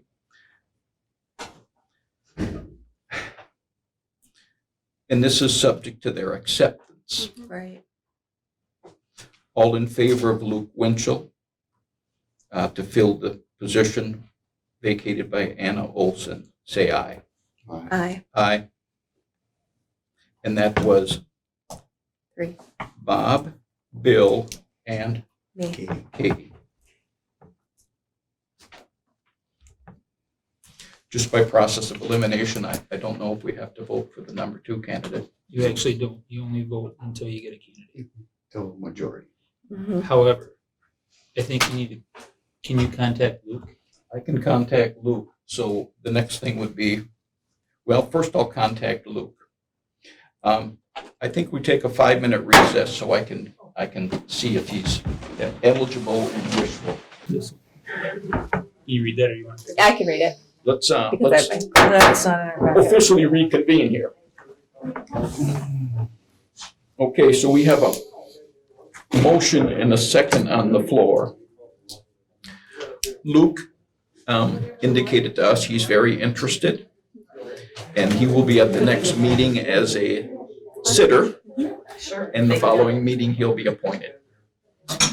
So we have a motion, a second on the floor. Any other discussion? If not, clerk, would you read? Resolution filing school board vacancy by appointment, November 22nd, 2021. Whereas a vacancy exists in the office of school board member with the term expiring the first Monday in January of 2023.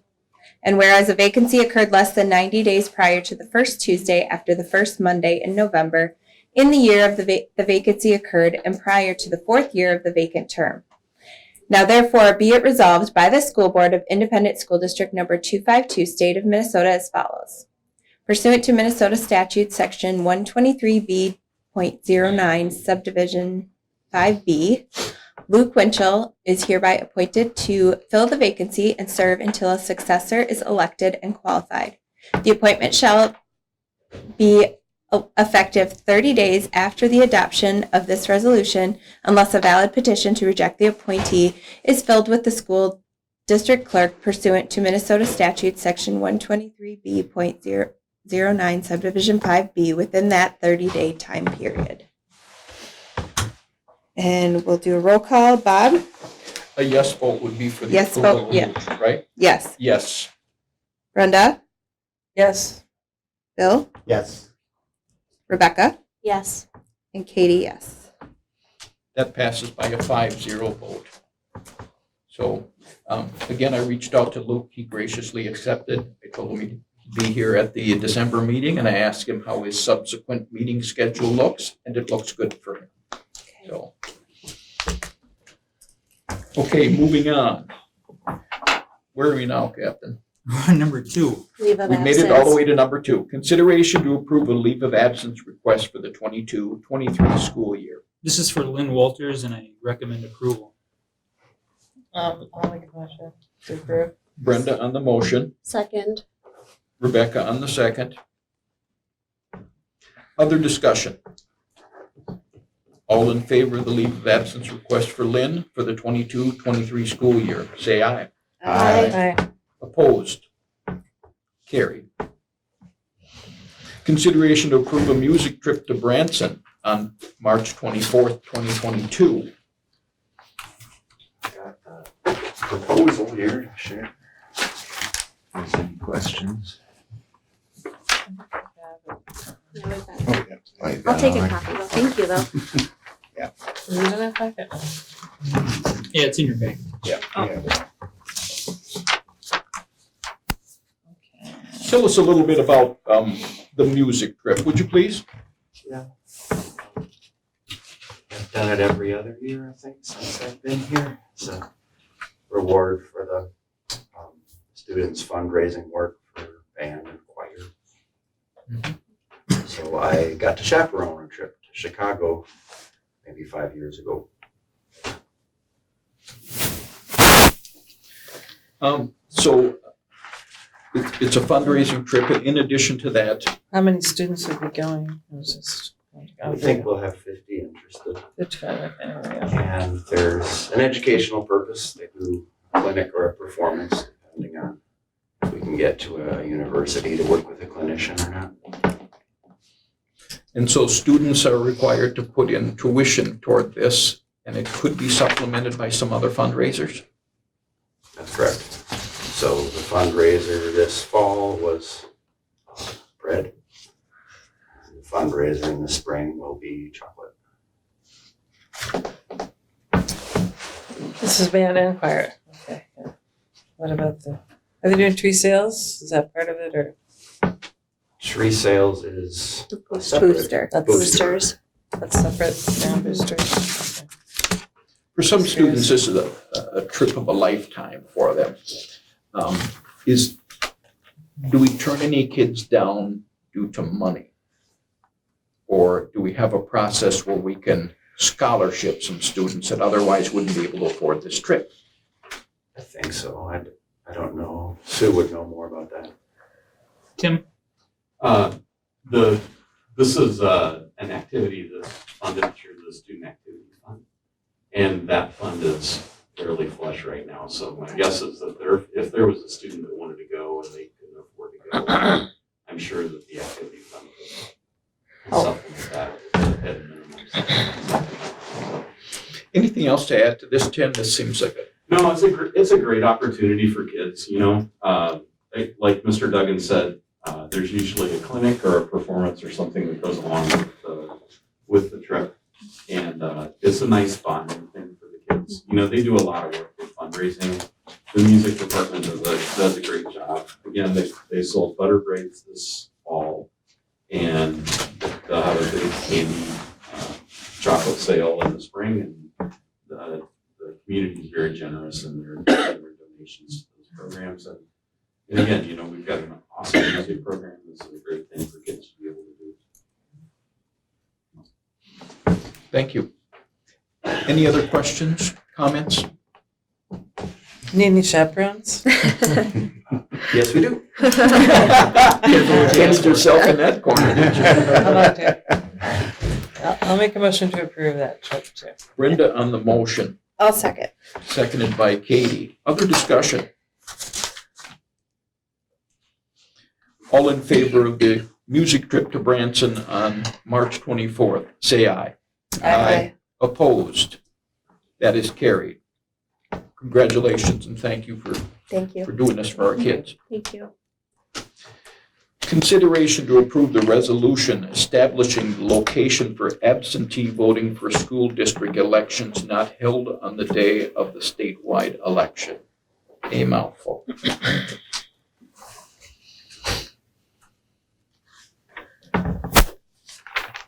Can you tell me anything more about it? Yes, this is basically is what the title states. It's a resolution relating to establishing the location of absentee voting for school district elections. So prior to February 8th, there is a time frame that we will be taking in absentee ballots here at the school as the location for absentee voting prior to February 8th. Questions for Jeff? If not, I would look for a motion to approve. I make a motion to approve. Rebecca on the motion, One second. seconded by Bill. Other discussion?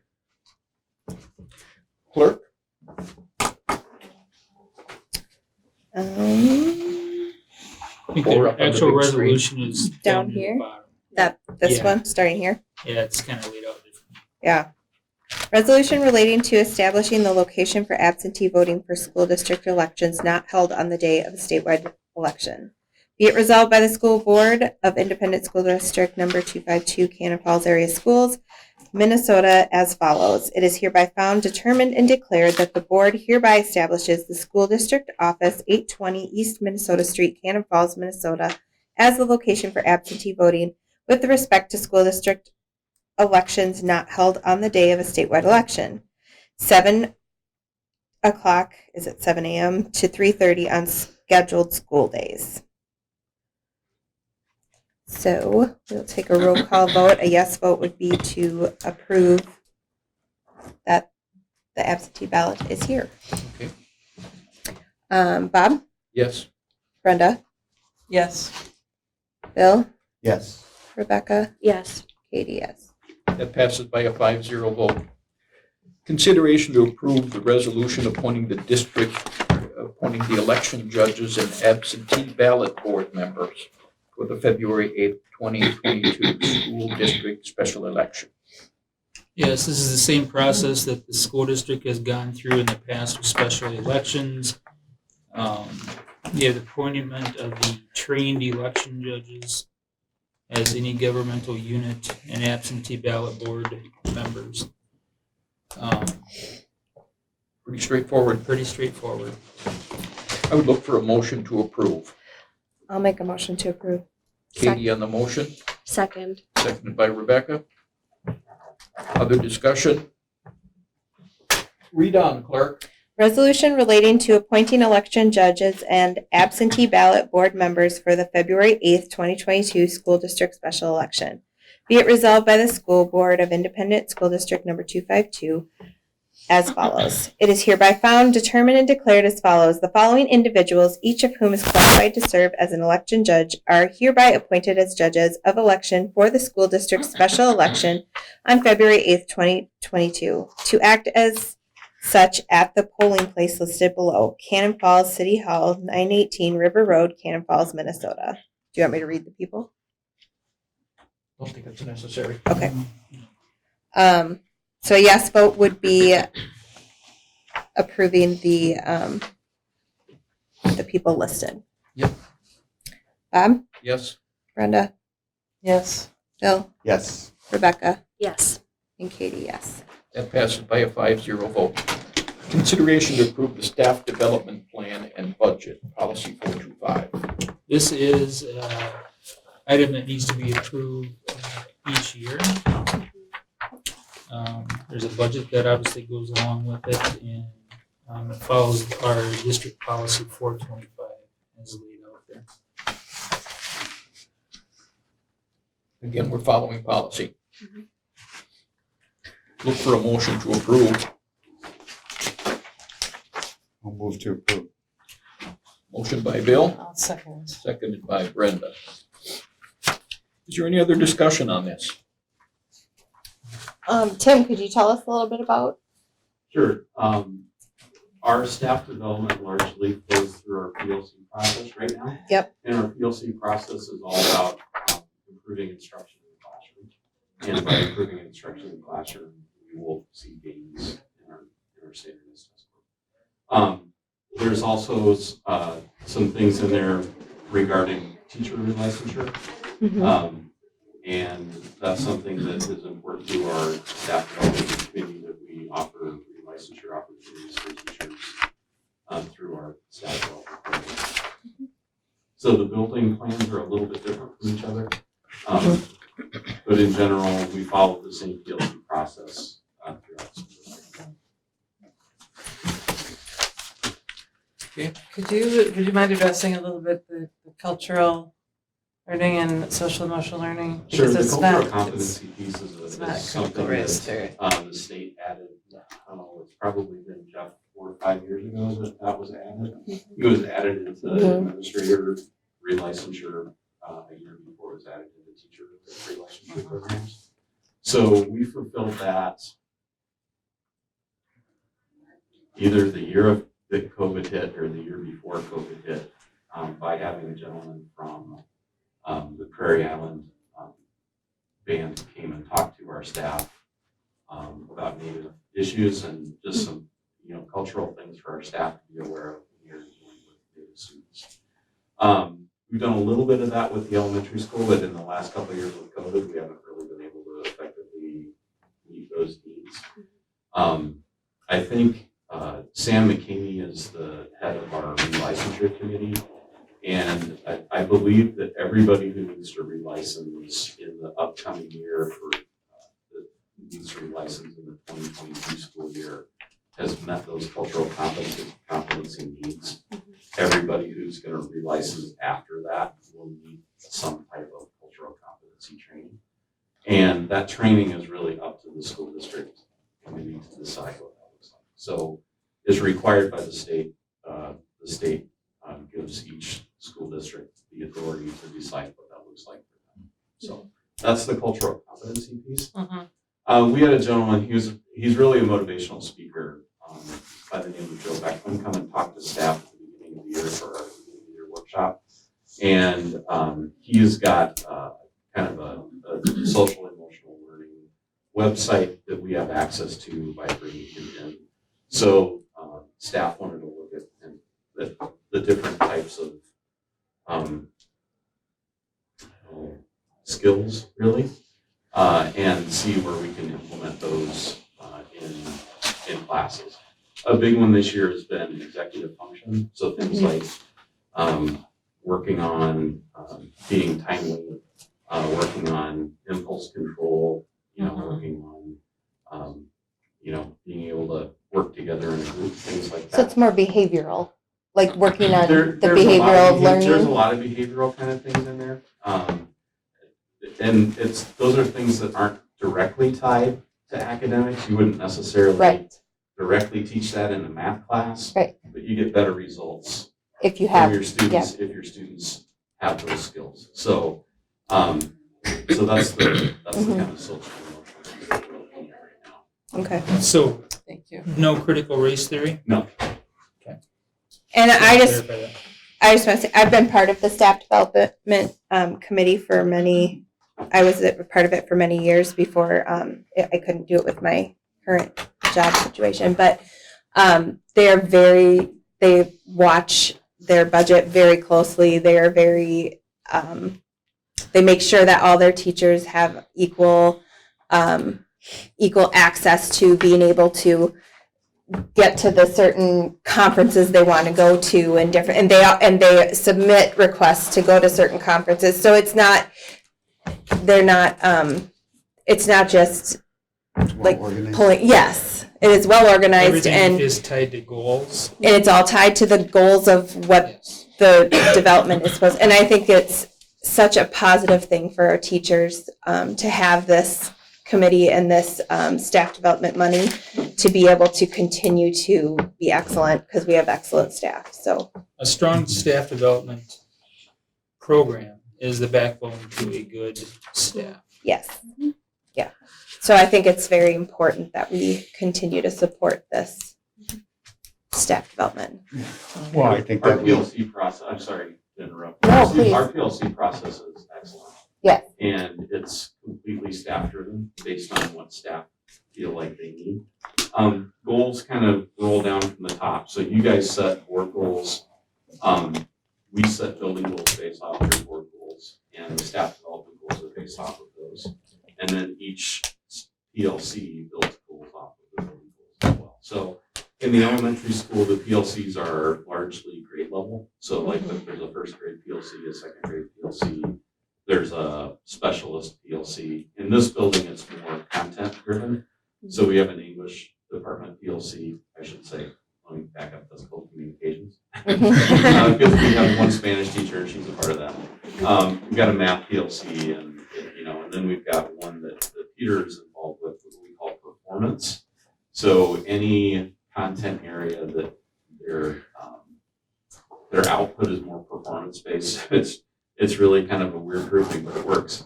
Music, art, PE are kind of one of the PLCs. So we've been using the same process based off of some staff development that we received about 8 years ago. And our PLCs are performing at a really great level. That's great. I think that it ties into what we talked about earlier in the meeting about the high academic performance that we have and also the great programming that we have. So, yeah, that's just what I was going to chime in. And then the program, the development that we're voting on is based upon MSBA policy. It's created based upon policy again. Yeah. and there's many different avenues. Obviously, mentoring of our new staff is part of that as well. We have phenomenal teacher mentors. We've got a phenomenal mentor program that's led by Amy Donback and Deanne Coleman.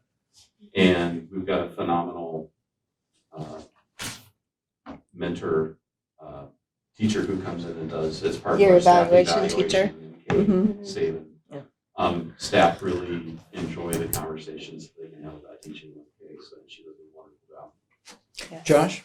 Yeah, I'm just gonna, since we're talking budget part, just gonna mention where the $158,000 comes from. And the state requires districts to reserve 2% of their general fund, general education revenue for staff development, as they recognize too that well-trained staff is learning is valuable. So that's also a requirement by the state. Okay. Thank you. Team, we have a motion and a second on the floor for the approval of the staff development plan and budget policy 425. Is there any other discussion? If not, all in favor, say aye. Aye. Opposed? Carried. Last item officially is our approval of the 21 through 23 Teachers Master Agreement. It says negotiation summary. The teachers bargaining unit voted today. It's my understanding that they passed the contract after we went through quite a few months of negotiations. I would say the changes in language are outlined in this document, and Bill and Bob have been part of all of these noted changes here. Total package over the 2 years. If I get down toward the bottom here. If you look at 2.2% or 2.24% for the first year and 3.92% the second year, and not all of this is in salaries, been put into different areas like insurance and stuff, and so the total package overall is 8.4% for the 2 years. Bill, you and I sat through a few meetings. Just a few. Any comment on the procedure itself or anything that you'd like to? Well, I think this year I was pleasantly surprised at how we really connected across the table compared to years past. I think that we both came to both sides came to the table realizing we're in a quagmire with the fund balance, but yet trying, from our standpoint, trying to give something to the teachers because of the great teachers that they are and the programs that we've had. But our hands are really limited in what we can do there. And so the language part went really smoothly. And where years past, I think that was a lot more longer and drawn out. And so I'm very happy with it. I'm happy to have worked with them this year. And we had several meetings, but a lot less than last time. You know, it gave us an opportunity to reconnect with our educators. Now, we have a meet and confer once a year, and but we're able to sit across the table, and they speak with such a passion, undeniably. And, you know, we try to do absolutely the best we can, but sometimes it isn't enough, but it's the best we can. So I echo what you said. It was negotiations are never what I would call enjoyable, but it would, at the same time, it was very fruitful, and it was good to talk to them on a personal level more than ever before. Oh, absolutely. Absolutely. So we'll make a motion a second. We can discuss this all you'd like, but I would look for a motion to approve the 21 through 23 Teachers Master Agreement. I'll make a motion to approve the teacher's contract master agreement. Katie on the motion, second? I'll second that. Seconded by Bill. Okay, is there any other discussion? Okay, all in favor of the approval of the 21 through 23 Teachers Master Agreement, say aye. Aye. Opposed? Carried.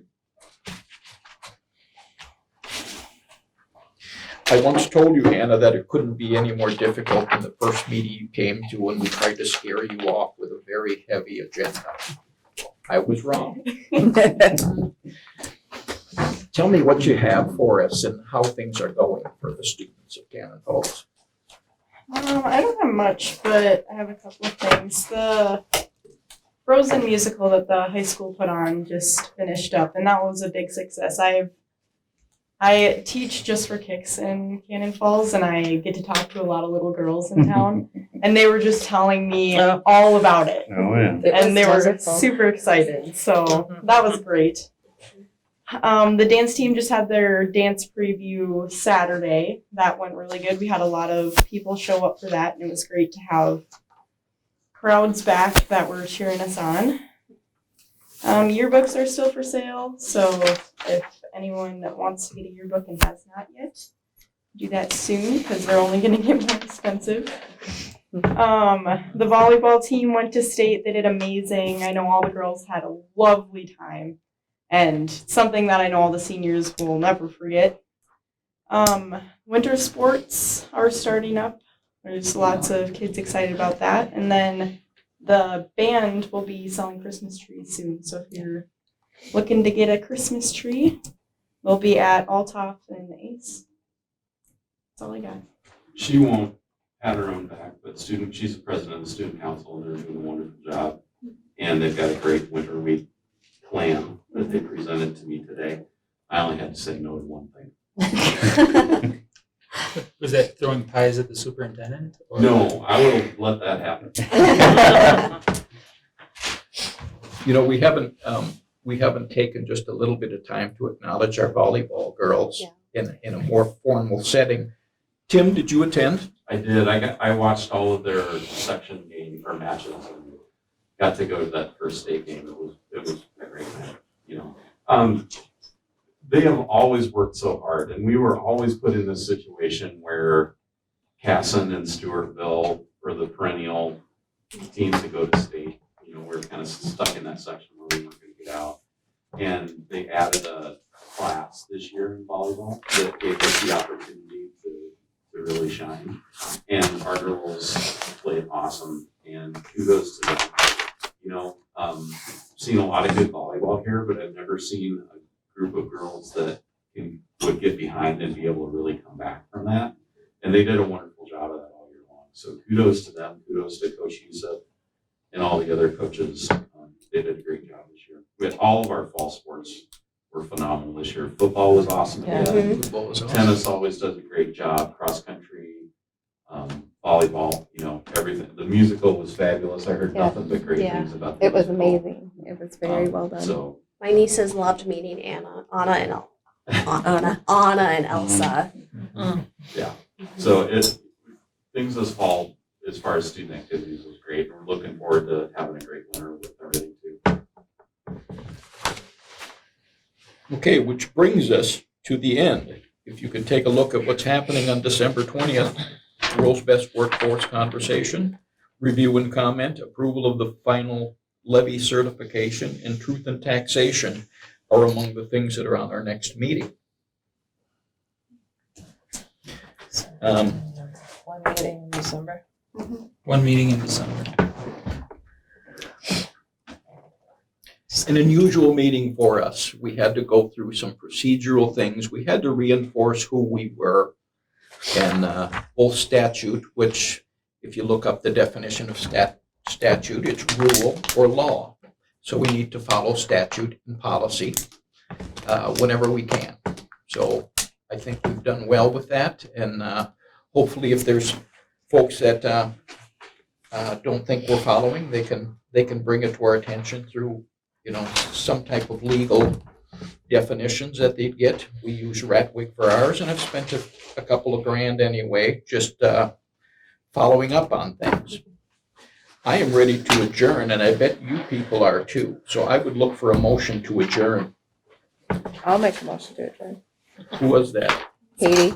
Not loud enough, Katie. Thank you. I'll second. And Rebecca was loud enough.